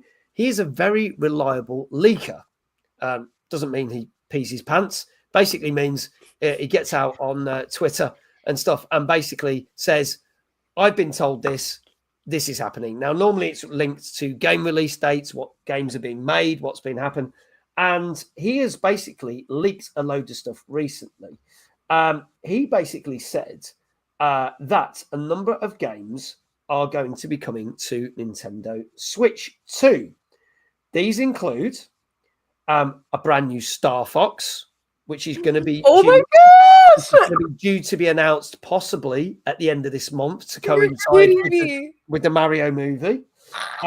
Also, newer versions of Pikmin 4 for Switch 2 and Xenoblade 2. So obviously from the Switch version to a Switch 2 version. But here is the biggest thing. There will also be an Ocarina of Time remake. Now, this has been bandied around a lot, but he said this is going to happen this year. And then he also stated that there won't be a Mario game until next year because everyone's waiting for a new Mario game, but he said it will be next year. Mm-hmm. He also predicted at the same time as posting all this out was that a game called Rhythm Heaven Groove would be out. And literally the next day, they announced that it would be July the 2nd. And he had stated it would be July the 2nd. So 24 hours before official announcement by Nintendo, he got it right. This guy is a very, very reliable source. Wow. So we could have a Zelda remake. We could have a new Star Fox game. We could have a new Mario game.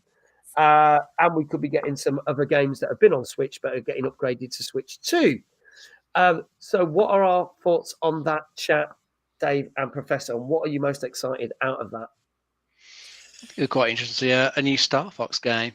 Be interested to see what they do with it. Would they keep it like the original games, or it's just like kind of like the on rails shoot, or would they make it a bit more open world like they did with some of the later ones? Mm-hmm, mm-hmm. So it'd be interesting to see what they're going to do with it. But I like the idea of a new Star Fox, and always looking forward to Mario games because I absolutely loved Odyssey. Put a lot of time into that one, so looking forward to whatever they do next with Mario.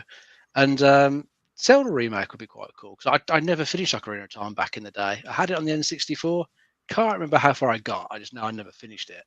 So it'd be quite nice to see it, redone with, improved graphics, improved frame rate. Because I think if you ever go back and try and play it on the N64, it will feel pretty terrible frame rate wise. Yes. So it'd be nice to see that boosted up. And there's probably quite a few little quality of life things they could do to improve the way some of the temples flow. So I think they did that when they brought out the version on the 3DS, like the water temple. But they could probably do a little bit more. Make all the dungeons feel a little bit better to play through. So I'd be interested in seeing that. That'd be cool. Yeah. Professor, any thoughts on any of the ones mentioned? I mean, obviously the Zelda remake would be so iconic. I mean, honestly, the water temple, apparently, I read this like recently where they were saying that the creators actually apologized for the water temple. I read that. which is so funny to me because it's like, it caused a lot of grief, especially like even the initial one where you go in as a kid and you go into that fish. Like I struggled with that one, let alone the freaking water temple, later on. Pikmin, I mean, I love Pikmin.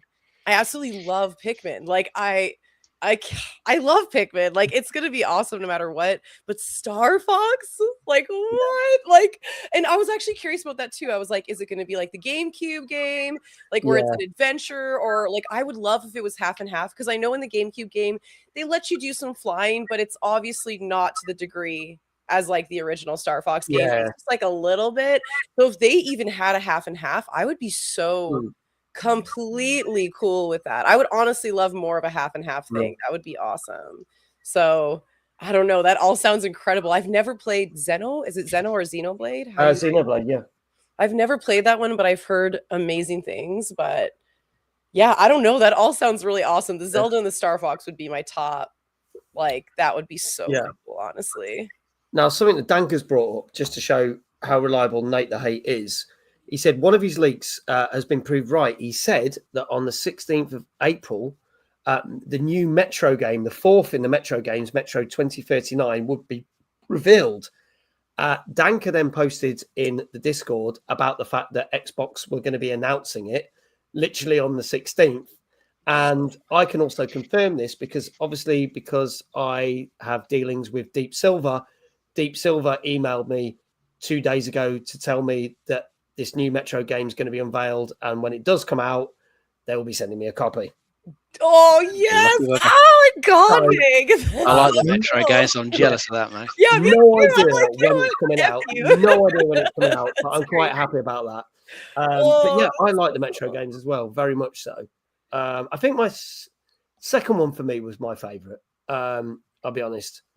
I like that one the most. The first one was okay. I wasn't that lovely. Did like the last one that they did because that was I love Exodus. Exodus was great and had those little not open world moments, but you could travel around more and stuff. And I just have a very fond memory of the segment on the train. That was quite cool. I remember that. So there you go. It's on my list to play. So yeah. So yes, new Metro game. So if Nate the Hate is predicting that and getting it right, he's bound to be right about some of this Nintendo stuff. And as soon as we know it's official, we will let you know on this show. And speaking of Nintendo, let's move on to a new Nintendo game. Now, this featured in our top 50 games of the year. This came out on Wednesday. This is top 50 games that you should look out for, by the way. This is out on Switch and Switch 2 and will be coming to mobile very soon, shortly after. This is another Pokemon game because we're getting sport with Pokemon games. After Pokemon Legends Z-A last year and Pokemon's Pokepedia last month, we now have Pokemon Champions. Let's have a look at the trailer for this.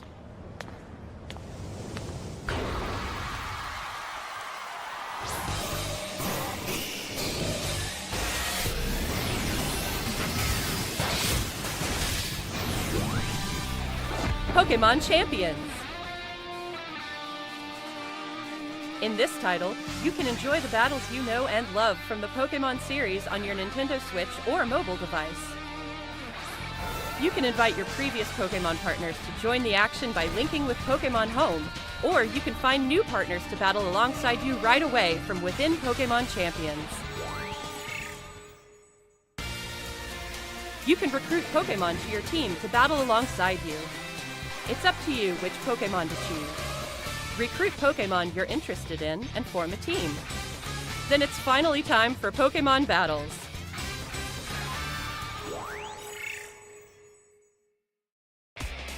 You can enjoy ranked battles that let you face off against trainers from around the world, as well as private battles where you can take on family and friends with greater immersion than ever before. Take on thrilling matches in single battles and double battles. Finally, we'd like to introduce you to a new way to raise Pokemon that lets you enjoy battles even more. Pokemon Champions offers ways to make raising your Pokemon more flexible and convenient than ever. Teach your Pokemon moves that interest you, then train your Pokemon to make the most of them. Recruit and train to easily enjoy Pokemon battling. Bringing Pokemon battles to everyone. Pokemon Champions. Planned to release in 2026.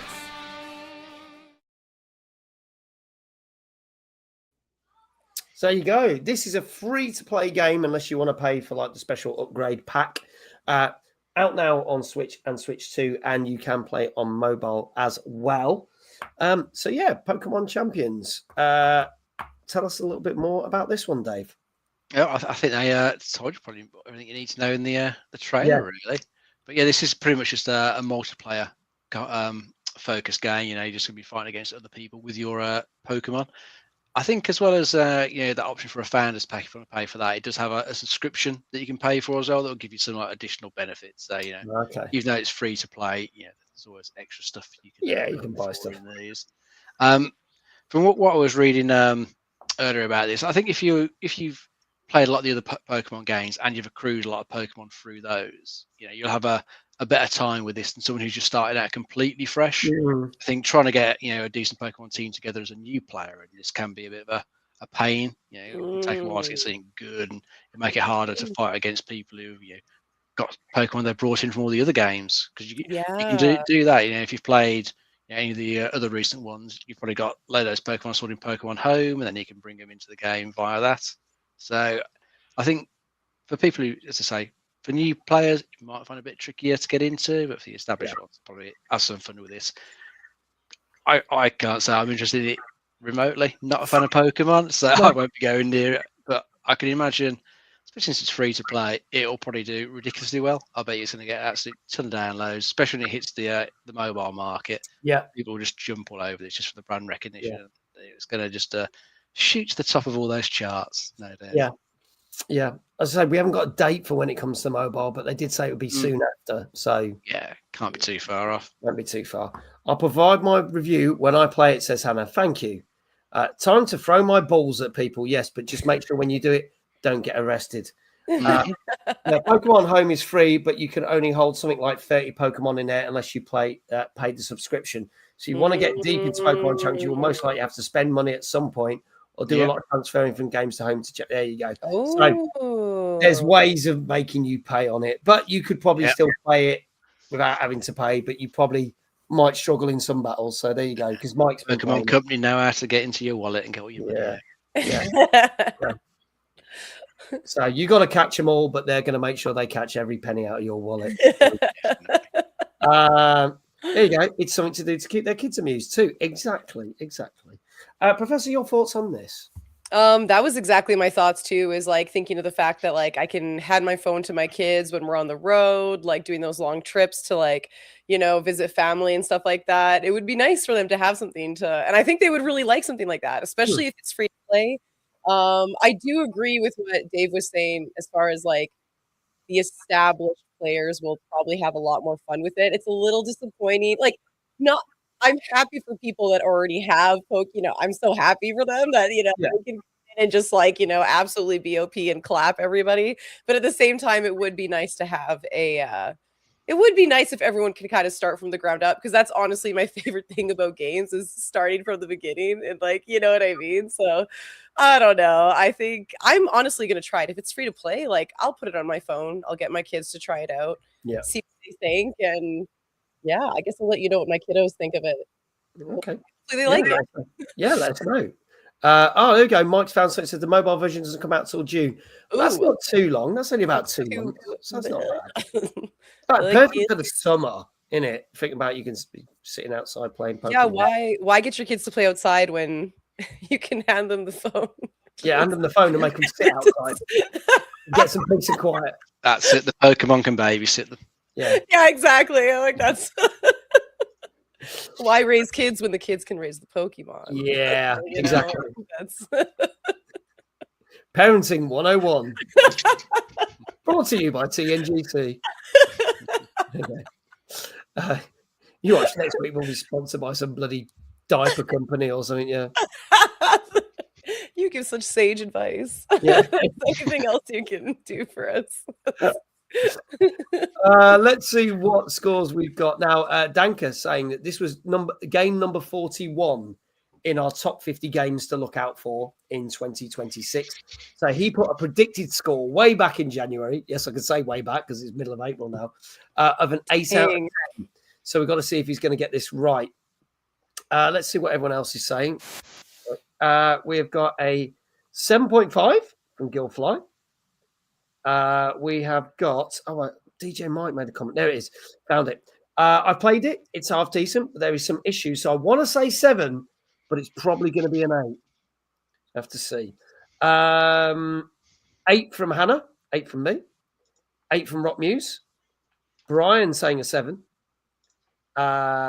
Kindred saying an 8. Kids, I'm going to have to provide substance to Hannah to make sure she hydrates. 8 from Retro Cesar. Gozzo reckons this isn't going to do well. Oh my gosh. 5.5. I'm guessing because it's kind of like a mobile game on the Switch, so it could not be so good. Iquel saying a 7.5. Iquel says, insert something witty here. That's what gets you arrested. Flame, 8 out of 10. Any more for any more? I'm going to start with Dave on this one. What do you reckon this is? I'll try a 7. Okay. All right. 7 out of 10 for Dave. Professor? I think I'm going to do 7 too. Okay, going for a 7 as well. Yes. All right, folks. Flame saying an 8. Let's have a look. Any more for any more? This is Pokemon Champions, which came out on Wednesday the 8th on Switch and Switch 2, coming to a mobile devices hopefully by June. So we will see. And if there's no one else in the chat, I can tell you that this got 7 out of 10. There you go. Well done. Dave got his first one right. I keep doing that because of the camera tonight. Dave got his first one right tonight. Professor, your second one. So can we get a shout out for the wonderful Professor Stalke? Go follow her on everything. Go hassle her. Don't shout out Dave. Don't shout out Dave. No, that's the rule. Dave doesn't get a shout out. We will shout out Dave. For those who wanted to shout out Dave, exclamation Dave in chat. I know. There you go. I doubted myself, and this is what I deserve. Mike, you were so close. You said it's probably going to get a 7, but then it'll get an 8. So there you go. Brian, congratulations. You got one right. Well done. Let's see who else got them right. So Brian got it right. Mike was so close, bless him. Brian, well done. Yes, you got it right. Everyone might have been either side. Yeah, everyone was. Everyone else was just like, again, either side of it. So do go follow the wonderful Professor Stalke. All the links to her social media and her channels on TikTok, Twitch, and Kick are there. So go give her a follow. Go watch her because she's freaking awesome. And Dave, as it's your first one right, how would you like your shout out?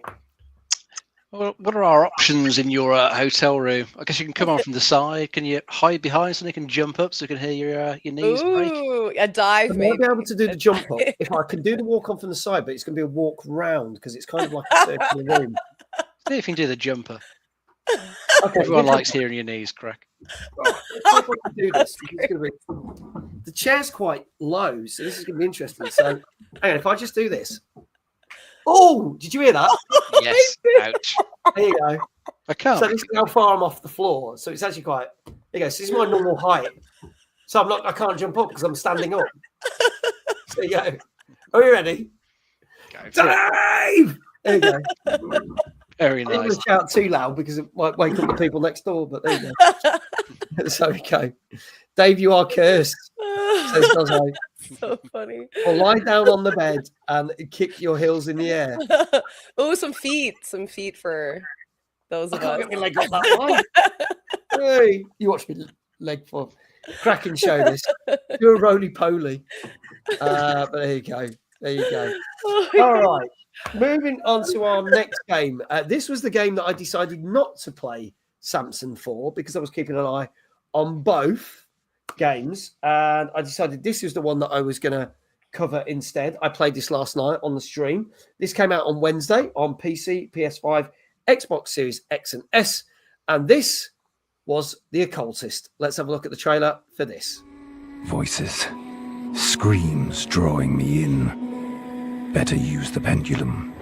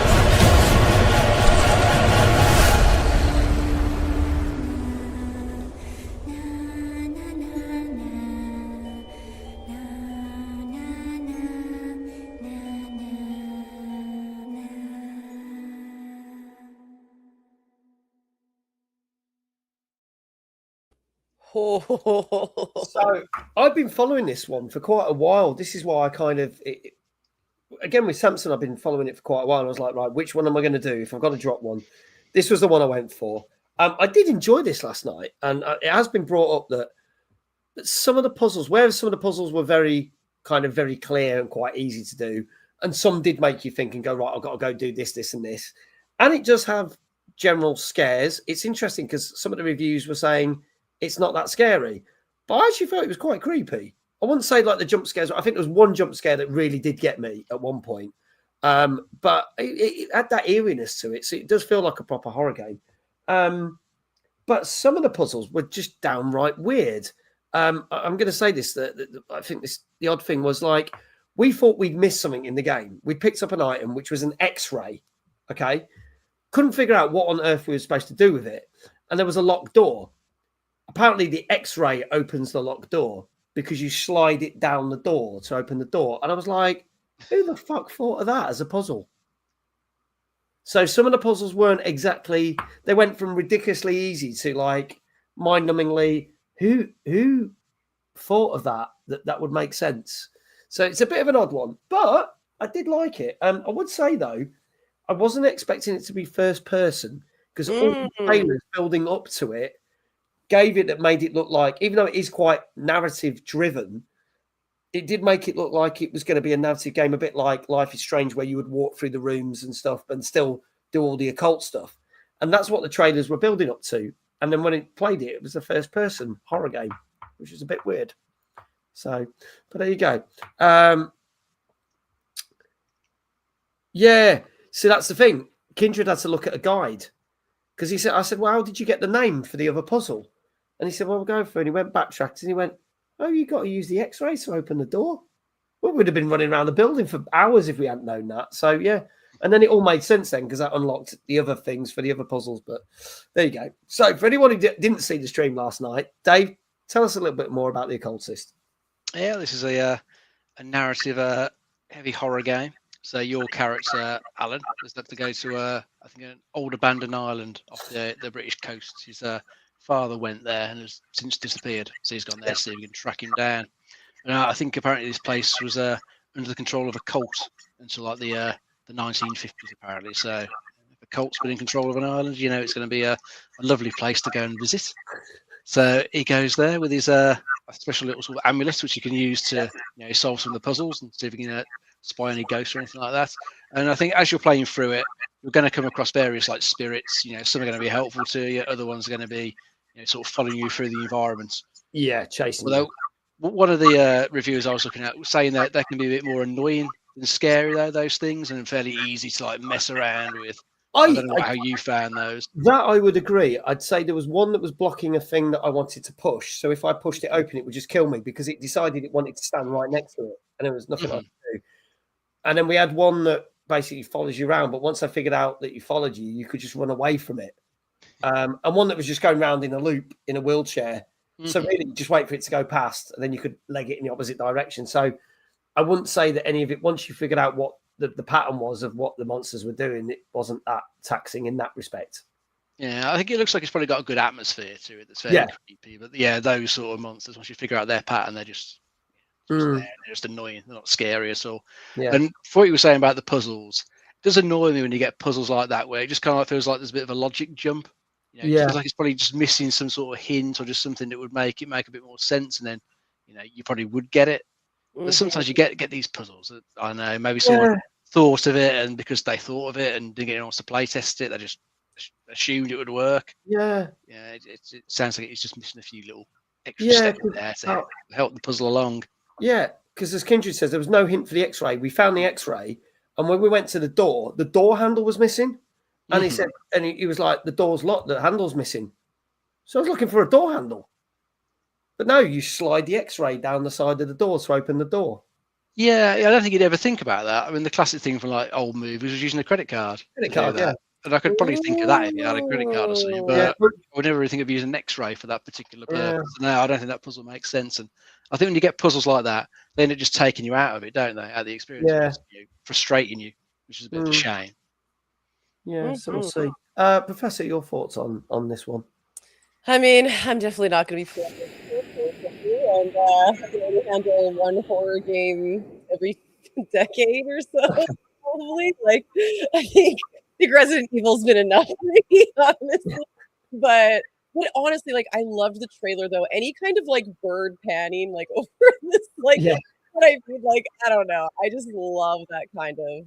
I don't know. The trailer was great. I love any sort of like panning up in the sky and stuff like that, and the music, like all of it, really did make it that much creepier. It does look like a scary game. The first person thing was funny to me too, because I looked up the game beforehand and I was like, oh, it's first person. Okay, like, because I think it would be a good third person game, honestly, but first person does make it that much creepier. What do you did you find it was creepier because I think it was creepy because it was in first person. I guess if it had been in third person or like a Life is Strange where it would be different angles, right? Maybe it wouldn't be as scary. Right. But no, it's definitely had the atmosphere. The music's great in it. It really sets the tone. Voice acting's great. You've got the wonderful dog Cockle from Witcher 3 playing Alan. Which some people in chat figured out. So I was like, all the voice acting and stuff's good. So all the tones in it, and it looks good as well. It doesn't look like it's a cheap budget game because it's about 25 quid, I think. So yeah, it's 25 quid, but you can get it for 22.50 on Steam at the moment, and 25 quid on Xbox and PlayStation. So, it's obviously a lower budget game, but it does. I thought it was good. I want to carry on playing this when I've got the time to. I will finish this and see this through. So I think it's got potential.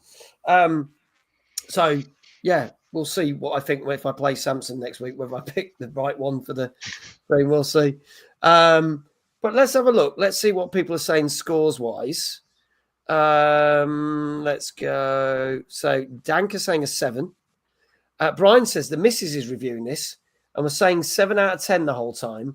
Last night, she said it might just get an 8 instead. Now, that's interesting. So that thinks that's better than it was. 7 from Gozzo, 7.5 from Hannah, 7 from Brian, 7 from Falco, 7.5 from Rock Muse, 7 from Legend Joe, safe 7. There you go, safe 7 from Kindred. Thriller was the word described a lot to see why the horror aspect is slightly toned down. Yeah, it's more like a thriller. It's got horror aspects, but I would say it's more of a thriller, like a whodunit. Lava Being, hello all. Just got here. What game is being discussed? The Occultist. That's what we're talking about, Lava Being. Great to have you here. So thank you for that. Retros are 7, Gilfly 7, Flame 8. Professor Stalke, I'm going to start with you. What do you reckon this got? I'm going to say 7.5 because I said 7 last time. So I'm just going to change it up drastically. Drastically. Drastically by 0.5. Dave, what say you? I'm not going to mix it up. I'm going to stay the same with a 7. Okay, going for the safe 7. Yeah, you can stay there with your safe 7. That's what Professor Stalke's saying at the right now. So this came out Wednesday the 8th. This was the Occultist, PC, PS5, Xbox Series X and S. It's 25 quid or less. And I can tell you that this got 6.5. I went the wrong way. So this surprised me because I haven't got to the end of this yet, but I really enjoyed this so far. And I want to continue playing it. It's not like I did the stream and went, yeah, I'm not going back to that. I was quite surprised by this. 6.5 on average. So we'll see. Again, it might be one of those. I've not seen any of the major outlets put reviews out. So I wonder if that will go out, whether, again, that will go out. And most of the major outlets haven't done reviews for Samson either. Whether they will or not, I don't know. So I'm quite surprised. Yeah, no one got that right. 6.5. Wow. Even if I hadn't known the score, I was going to guess around about 7. So yeah, it looked like a perfectly safe 7 to me. Yeah. So I'm quite surprised by that. But there you go. Wow. But I enjoyed it. And I think if people enjoy it, maybe it does go a bit more out there. We'll have to see when I get through it. And for the fact that Brian saying his wife's reviewing it and she was saying a 7 and now she's thinking an 8. That's, whoa. I didn't think it would be that low, but maybe the trailer hypes it up more than possibly, yeah, deserved, I suppose. Yeah. I don't know. We'll see. Okay, folks, we're going to hammer through the next couple of sections because time's ticking on. So our next news story, before we do our last couple of things, is that there have been hacks and leaks elsewhere, and not the good kind, because on last week, hackers basically issued an ultimatum to Rockstar. The Shiny Hunters, I believe that is their name, are a group of hackers that basically stated that they had hacked some major servers of theirs, and that if they did not pay up by the 14th, which is today, there would be consequences and major important information would be leaked. Dang. Rockstar, however, said, yes, we did have a data breach, but none of the information that they've got or that they've managed to get will actually affect any of our players or our game. So it sounds like they don't really give a shit. I like that. I don't know whether they're underplaying it or downplaying it, but that was their response. We will have to see, because there is only, especially in this country, it depends where the hackers are from, because the hackers are based in the UK, because Rockstar's based in Scotland. We'll have to see if it's UK. They've only got an hour and 8 minutes. But if it's the US or Canada, they've got many hours yet. So we'll have to see. But at the moment, Rockstar ain't budging. But another game was massively leaked, but this time not hacked and not deliberately. And this was 007 First Light. There was a bit of an incident which couldn't be helped in such ways, because IO Interactive had to basically send over their stuff to the different ratings board, and the Indonesia rating board was sent a number of things. Unfortunately, this included clips of the last hour of the game. No. And it was quite easy for people to just go and get the clips without hacking or stuff, because it was on the ratings board website.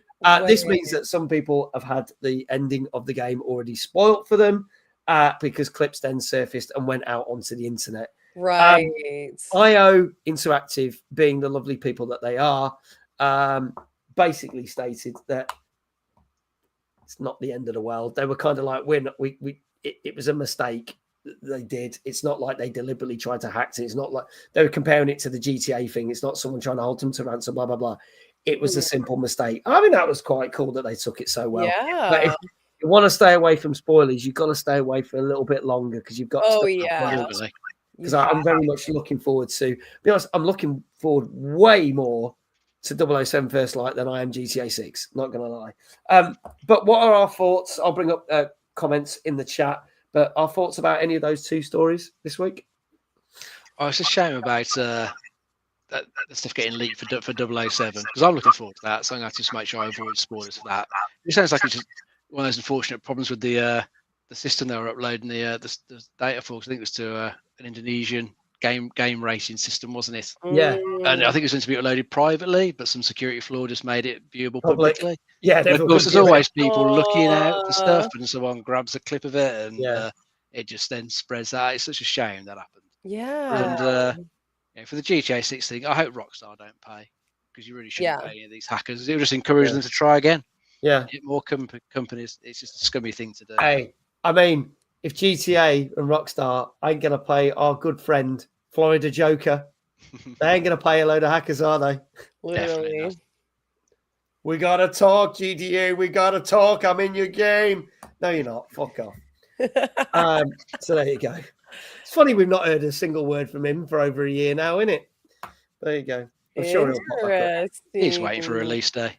Yeah, he is. When he gets his, when he has to go out and buy his copy of the game, because they're not going to send him a free copy. Pretty sure I've worked out any twist in 007 already. That will spoil my enjoyment of the game. But that's fine if you figured it out. Damn it! I was hoping for some of the ransom money for a holiday. Nice try, Kindred. You need to try harder. There you go. Any other opinions on this, Professor? I looked into it a bit before the show, and honestly, I just saw that, like, as far as like the Rockstar game things, like, I mean, you kind of mentioned already, it's happened to them before and they haven't budged. Also, it kind of seems like there was more financial stuff revealed more than actual like gameplay. And you know, at the end of the day, I think everyone kind of assumed it was going to be like a big budget regard. You know what I mean? I don't think that anyone's going to be like freaking out at like a budget thing. I don't like, and that's hardly gonna ever like. Ooh, they've uncovered their budgets and their accounts for the quarter. Ooh, yeah, because I mean, realistically, no one's gonna be like, wait, but what's the budget? You know, it's like, wait a second, but what's like the real info we need to know? We know what the real budget is. They've already gone over budget. That's because they've delayed it twice. Oh my god! No one's going to be surprised. You can tell they spent a fortune on it. Looking at it's going to cost them detail in the trailer. Yeah, they haven't been cheap on that at all.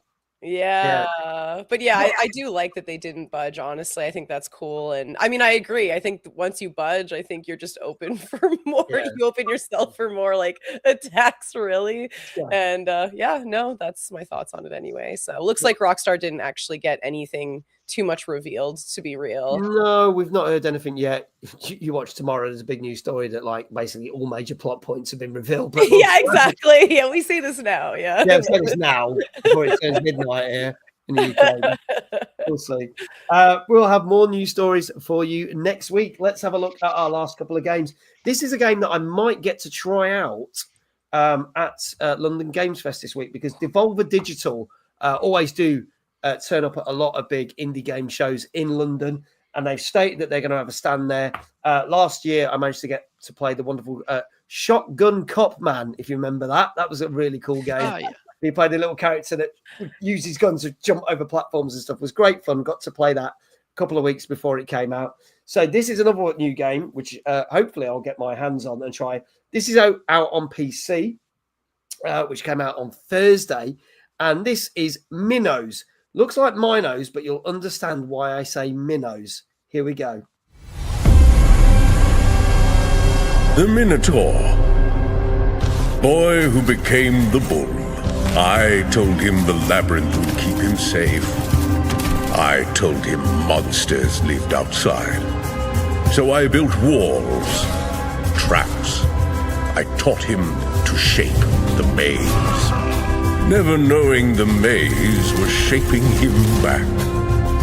And the labyrinth began to awaken around him. Corridors that remember, shift, and resist. Corridors I no longer fully command. The power he sought answered in ways I did not foresee. I wanted to save this forsaken child. Instead, I created a monster that even the gods can't save.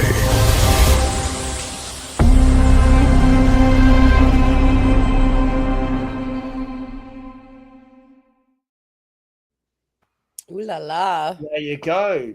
So, Minnows, or Minos, depending on how you want to pronounce it, but for the Minos. Or Dave, tell us more about this one.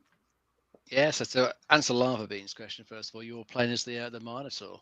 I don't know if anyone remembers the old Dungeon Keeper game from way back in the day. It's just kind of like similar to that, where you are playing as the the monster in the labyrinth, in the dungeons, and you're trying to keep the adventurers out. Yep. So this one's got a sort of roguelike spin on it. So like each run that you do, you're going to be facing off against different adventurers. There'll be different stuff you can do in the maze, different traps you can lay. I think it's got bits all a bit like tower defense to it as well. You got to be strategic where you put the traps, strategic in the way that you alter the layout of the dungeon, because you want to funnel the adventurers into the traps or split them up to make them easier to pick off. And that's the way the game is going to play. And I think as you progress through the run, I think you just go down to the next dungeon, set up the trap, set the layout of that one, and on you go. Looks like it'll be all right, actually. I never really played much of the original Dungeon Keeper, but from looking at this, it looks quite nice. Yeah, looks cool. Hopefully I can jump on this and check it out. Blue Lou says, funny how we say Minotaur and US folks say Minotaur. Yeah, Minotaur would be how in Canada, I think. Yeah. Yeah, so many different ways to say it. Professor, your thoughts on this one? Okay, I don't know if that game is called Labyrinth, but do you guys remember that board game where you put like those things down that had I don't even know what it was called, but it I reminded thought that me. was called Labyrinth. Yeah, it probably is, honestly, but it just Yeah. reminded me of that, which gave me kind of like a cozy feeling, like of nostalgia a little bit. I kind of like that. I like if Dave's if I'm getting how you described it correctly, you're kind of the bad guy almost. Okay, yeah, I mean, that's cool. I think that's fun. I mean, puzzles kind of stress me out, but I would totally try this. The music sounds really cool. If they keep similar music as was in the trailer, I would totally be interested in trying that because I think the music shapes everything sometimes. It looks pretty cool. Mhm. I will give this a go. I do. I remember the good old Dungeon Keeper games and very much enjoyed them. So we'll give this a try. Looks more enjoyable than the Dungeon Defender games. Yeah, there you go. There you go. The Labyrinth board game was brought out in 1986. Oh God, Well, I it know was they- a long I know time they ago kept- when I played it. Yeah, but they kept revamping it, didn't they? You could always find that there was a newer version that they brought out. And they Oh, did that really well. really? Yeah, Okay. especially in the 90s into the noughties. Like you can still get it.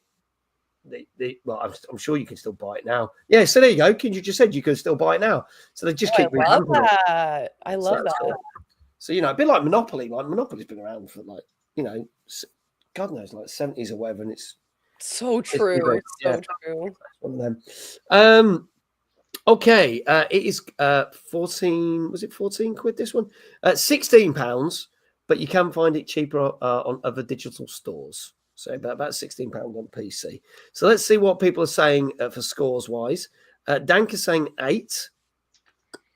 Gozzo saying an 8. Hannah saying an 8. Wow. Jesse saying Mago Tour. Thank you. Because probably saying because I'm evil. Brian saying a 7.5. Kindred saying an 8 out of 10. Hey, Aaron, how are you doing? Saying a 7 out of 10. Lava Being saying a 6.5. Flame saying a 7. Any more for any more? Get your scores in. This is Minos, which came out last Thursday on PC. Thank you, Abdu, for being here. Nice to see you. Take care. Good night. Guildfly saying an 8. JL saying a 7. Retro Jazar saying 7. Abdu saying a 5. Dave, what say you? I'll go for a 7.5. 7.5. Professor? Same. I'm gonna go with the last one. And fingers crossed. Okay.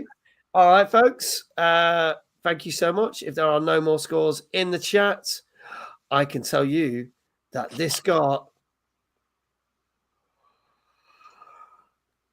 Oh my God! Oh, Hey, yes. There you go. Well done, Dave. Well done, Professor. So it's 3 to Professor, 2 to Dave.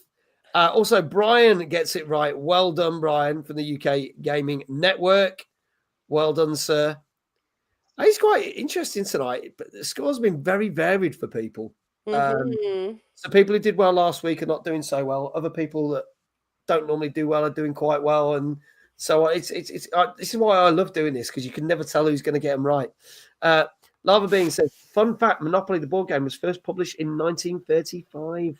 Oh, during the Depression, which is kind of messed up when you think about it. Let's play a board game to cheer us up. 1 hour later, so it's about real estate. Real estate. So depressed. Totally. Yeah. There you go. Yeah, you got the Simpsons Monopoly. Yeah, loads of different. Zelda, Lord of the Rings. Yeah. I mean, oh my God! I think there might even be a Sonic one. I could be wrong about that. No, I think there is. There is. Yeah. There's loads. There's loads. So many. So many. You can get it. There was a Friends one, I think. No way. Yeah. They can put anything on it. They I even don't know if Fancy. it's a Star Wars one. Yeah. We had a My Little Pony one when my daughter was younger. Nice. No way. You can just put any brand on the game. I mean, you can get Rick and Morty and everything. I've seen loads of them. So That's there's crazy. But another thing they've started to do now as well, just going on a slight tangent, is I don't know whether they do this in the US and Canada and other places, but obviously Monopoly is based on London, right? But you can get like a Birmingham edition or Manchester edition, which are the other big cities in the UK, and you've got all the streets of and they're official ones. Oh, there you go. See, guys, I just said you get one for Nottingham. For Nottingham, where he is. So, yeah. That's so funny. Yeah. So there you go. So Professor Stork, obviously Brian gets a shout out. Make sure he gets a shout out. Matt says, evening. We have Fortnite Monopoly in our home, says Matt. There you go. That's wild. Awesome. There you go. That's so insane. Manchester Skid Row places in it would be funny. It would be funny. Do not go to jail. Go past drug den. Do not collect 200. There you go.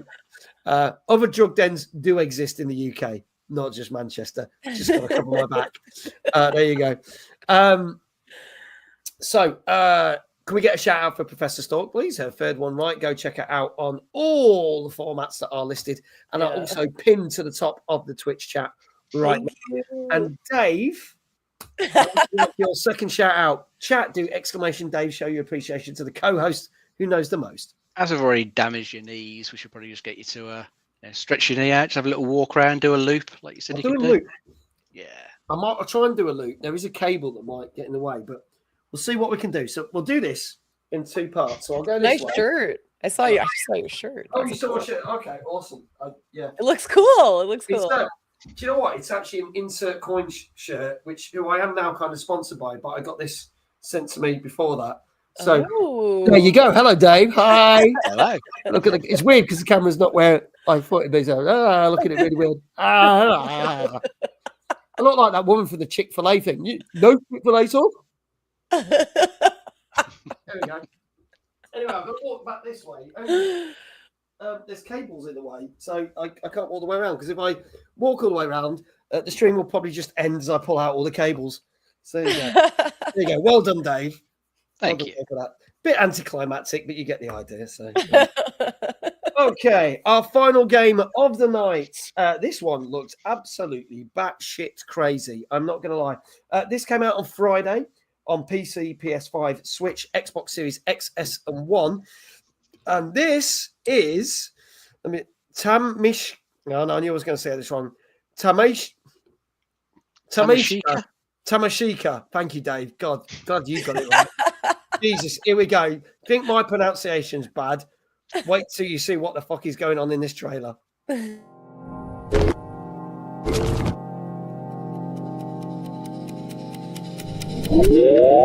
こんにちは。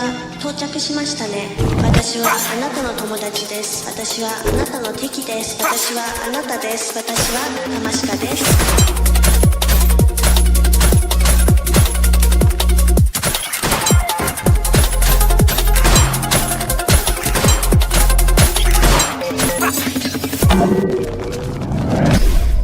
これから超越しますよ。注意してください。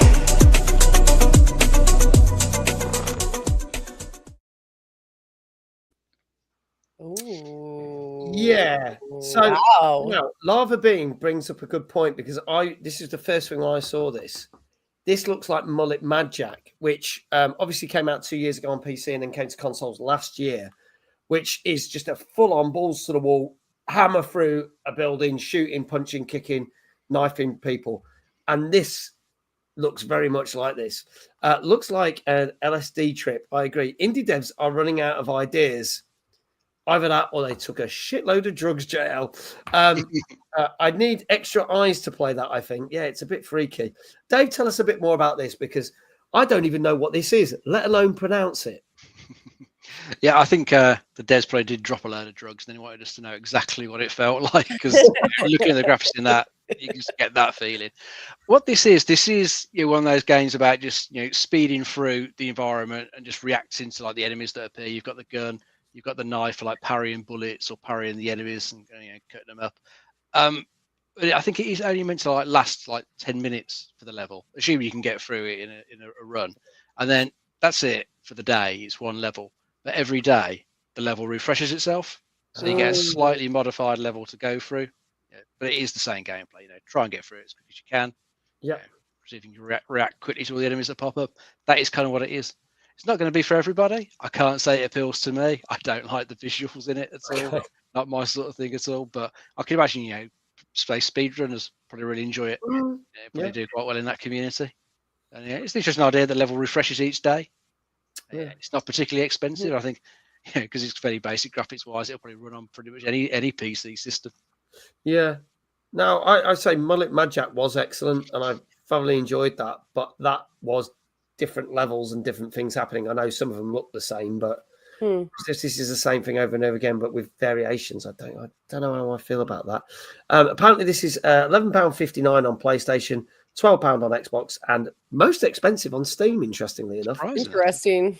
Yeah. So you go, Professor. Your thoughts on our final game tonight?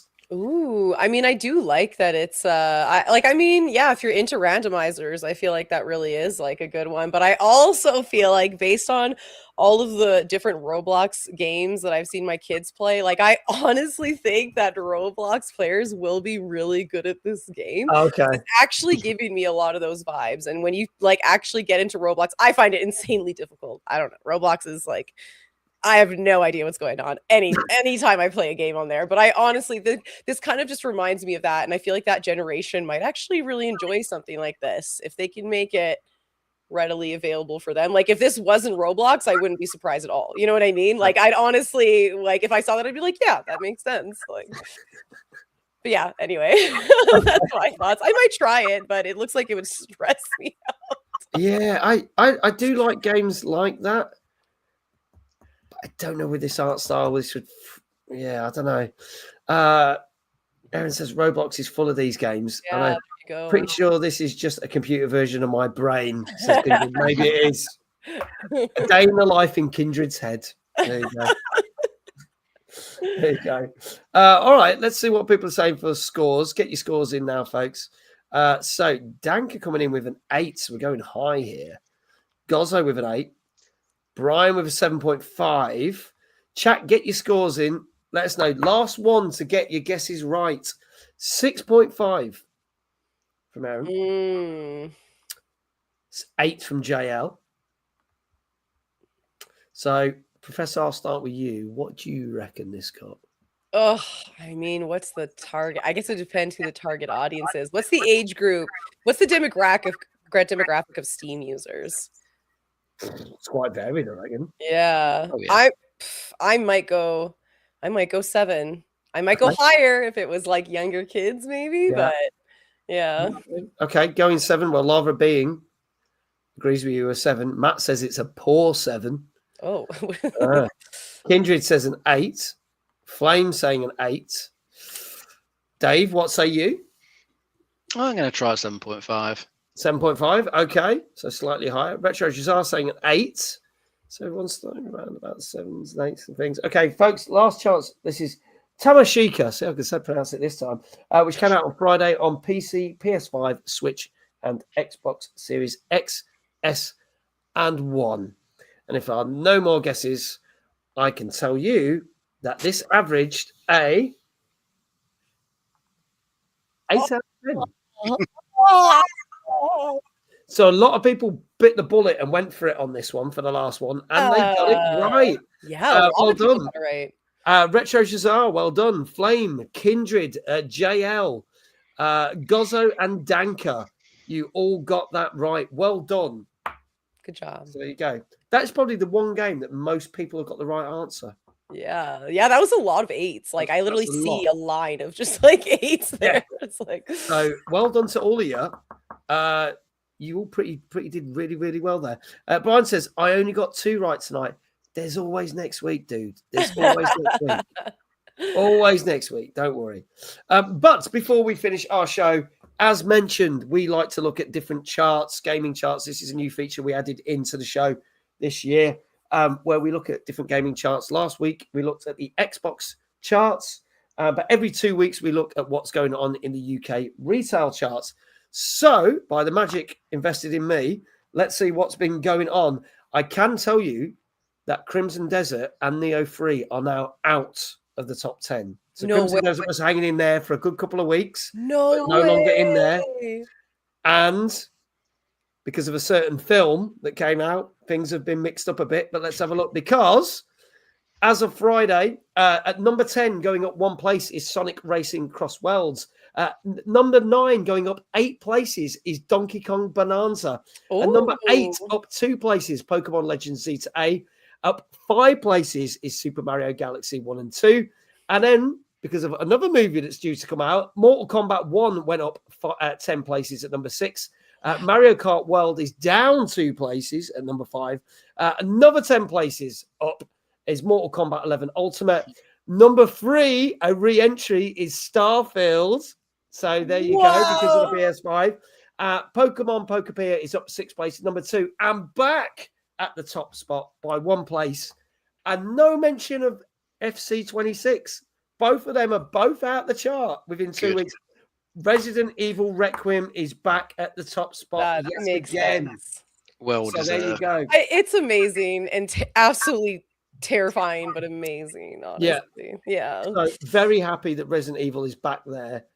It would seem to be for quite a long time. It was that, FC26, Mario Kart World. Mario Kart World's dropped a couple. It's the first time Mario Kart World has dropped to number 5. 2 Mortal Kombat games come rushing in because of obviously all the hype ready for the new Mortal Kombat game. And obviously with Super Mario Galaxy film and other characters, people have been buying things like Donkey Kong Bonanza and Super Mario Galaxy 1 and 2. So those have shot up in the rankings as well. So there you go. That is the charts for this week. Maybe next week. It's been a while since we looked at PlayStation, isn't it, Dave? Maybe I should need to have a look at PlayStation charts. Yeah. So we might do that. Or Steam. I can't remember which one we did last, but I'll have a look. We'll have a look. We'll let you know. We'll have some more charts news for you next week. So there we go. Ladies and gentlemen, that is the show. Phantom, good evening. Just appeared, said, love the wall art. Thank you. Thank you so much. Yeah, you go. Not long now for the Mortal Kombat 2 movie next month. I think that's why everyone's getting so hyped, because obviously with, oh God, what's his face? Because I've just done season 5 of The Boys. He was talking about that and obviously the new Mortal Kombat movie because he's playing Johnny Cage. Wait. Carl Urban. Oh, I was about to say, I bet it's Aomer. Or yeah, I always forget it's Carl. Yeah, Carl Urban. I forgot his name for a minute there, but yeah. Yeah, so it could be really good. Requiem is awesome. Still playing through it. Loved it. Loved Requiem a lot. As people may know. It's the only game that I have streamed twice on this show. I normally only do 1 stream per game, and people loved it so much we gave it 2 streams. I love that. There you go. Well deserved. Yeah. So there we go. We'll have to see how it fares in our top 15 games of the year. When we get there, not that I want to wish the year away and get us to the Christmas special, but there you go. Anyway, a massive shout out to the wonderful, the awesome, and also longest running guest of all time, Professor Stalke. Thank you so much. Thank you so much. It's an honor to be here. Yeah, always great to have you on. Always great to have your smiling face, making us laugh and chuckle and causing chaos as always. Of course. Great to have you here. Again, if you're not following Professor, Dave, behave. You are not the first longest running guest. Shush your mouth. Shush your mouth. Keep dreaming. Yeah. You can go follow Professor Stalke on all the links are at the top of the Twitch chat and will be issued out. If people can drop those links in the chat right now, go follow her on TikTok, Kick, because she is a Kick partner, and Twitch. And when are you on next? Actually, I will be streaming tonight, but I'm deciding between Devil May Cry, Fable 2, or Witcher 3. Those are like the 3 games. Nice. Okay. Good choices there. Very good choices. Thank you. Yeah. I haven't tried Witcher 3, but that's been suggested over and over. I think knowing the certain games that you like, I think you would love that. Yeah, I keep hearing that. So yeah, I think that would be right. That would be as us English lot say. That would be your cup of tea. That would be. Okay, I'll play that tonight. I'll play that. Yeah. Give that a go. Give it a go. Let me know what you think of it. So I will. Yeah. Also, as always, got to do that because of the way the camera's done. Thank you so much to our co-host that knows the most. Always Fountain of Knowledge, Fountain of Youth, Mr. David Jones. There you go. There you go. Thank you for being here. Thank you to all of you in the chat watching on YouTube and Twitch. Greatly appreciate it. Thank you to all the mods and everyone here. Greatly appreciate it. And yes, I am now not on until Tuesday next week because obviously I've been at London Games Fest. I've got to cover a lot of stuff. I've got to do a load of interviews. I've got to try out a load of new games. Oh, What a horrible thing to do. Get my little violin out for you. Yeah, get the tiny violin out for me. But because I've got to do that, I'm not where I can stream games freely. But I will be dropping details. So we will be back. There'll be no streams now until Tuesday next week, when I will be back here. And our guest will be the wonderful podcaster, Mr. Coach Marv. His first time on the show. I was a guest on his show 2 months ago. So Coach Marv will make his debut on this very show. So we will be back with Tuesday night gaming chat next week. And then, not publicized, we will hopefully have streams for you, because I'll be back from London on Wednesday. We will hopefully have a stream for you next Wednesday and next Thursday. Chances are one of them will be Samson. Okay. And then I'll let you know what the other stream is going to be. But we've had a lot of stuff land. So we were like, well, as I now don't have to go to Scotland, and I am at another event straight after getting back from London, we're going to do 2 more streams for you that weren't previously advertised. So there you go. Thank you to all of you. We are going to do a raid. For those on YouTube, the stream will just end. Let's see who we can raid. This is going to be interesting trying to do this on a laptop. Let's see. Who do we know? If I hit that. People I'm following. Let's have a look. Sort by viewers. There we go. So let's have a look. Oh, is that right? Oh yeah, okay, that's good. I can see it now.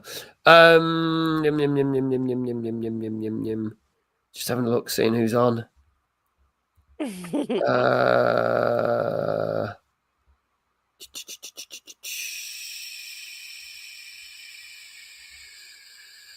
Do you know what we should go raid? We should go raid Arkham Fan, because Arkham is playing Resident Evil 4 Remake. Ooh. So, as we were talking about how good Resident Evil is, let's go do that. I think he will greatly appreciate that. Just put that there. Is that taking me out of that? Let me just bounce here. So, hang on. Yeah, let me hit that. Sorry, folks, because I'm not doing this on my normal setup. It's a little bit. Yeah, a laptop would be tricky, like for sure, especially if that had an extra monitor. There is no extra monitor. Yeah, I thought so. Yeah, I was like, oh, poor guy. Trying to do this, so let's just jump over there so I can see him. Yeah, so he's playing some Resident Evil 4 Remake. That raid should be starting now. I hope. Is it can? Is oh, great minds think alike. There you go. Is that raid working? Can we see it? It is. It's happening. It's going now. That's good. Raid has started. It's all right. I couldn't see it, but there you go. So all for that leaves for me to say is, wherever you are in the world, have a great morning, a great afternoon, a great evening, and I shall see you back, well, Tuesday next week for another Tuesday night gaming chat. From me, Professor Stork, Dave, take care, everyone. Good night. Bye.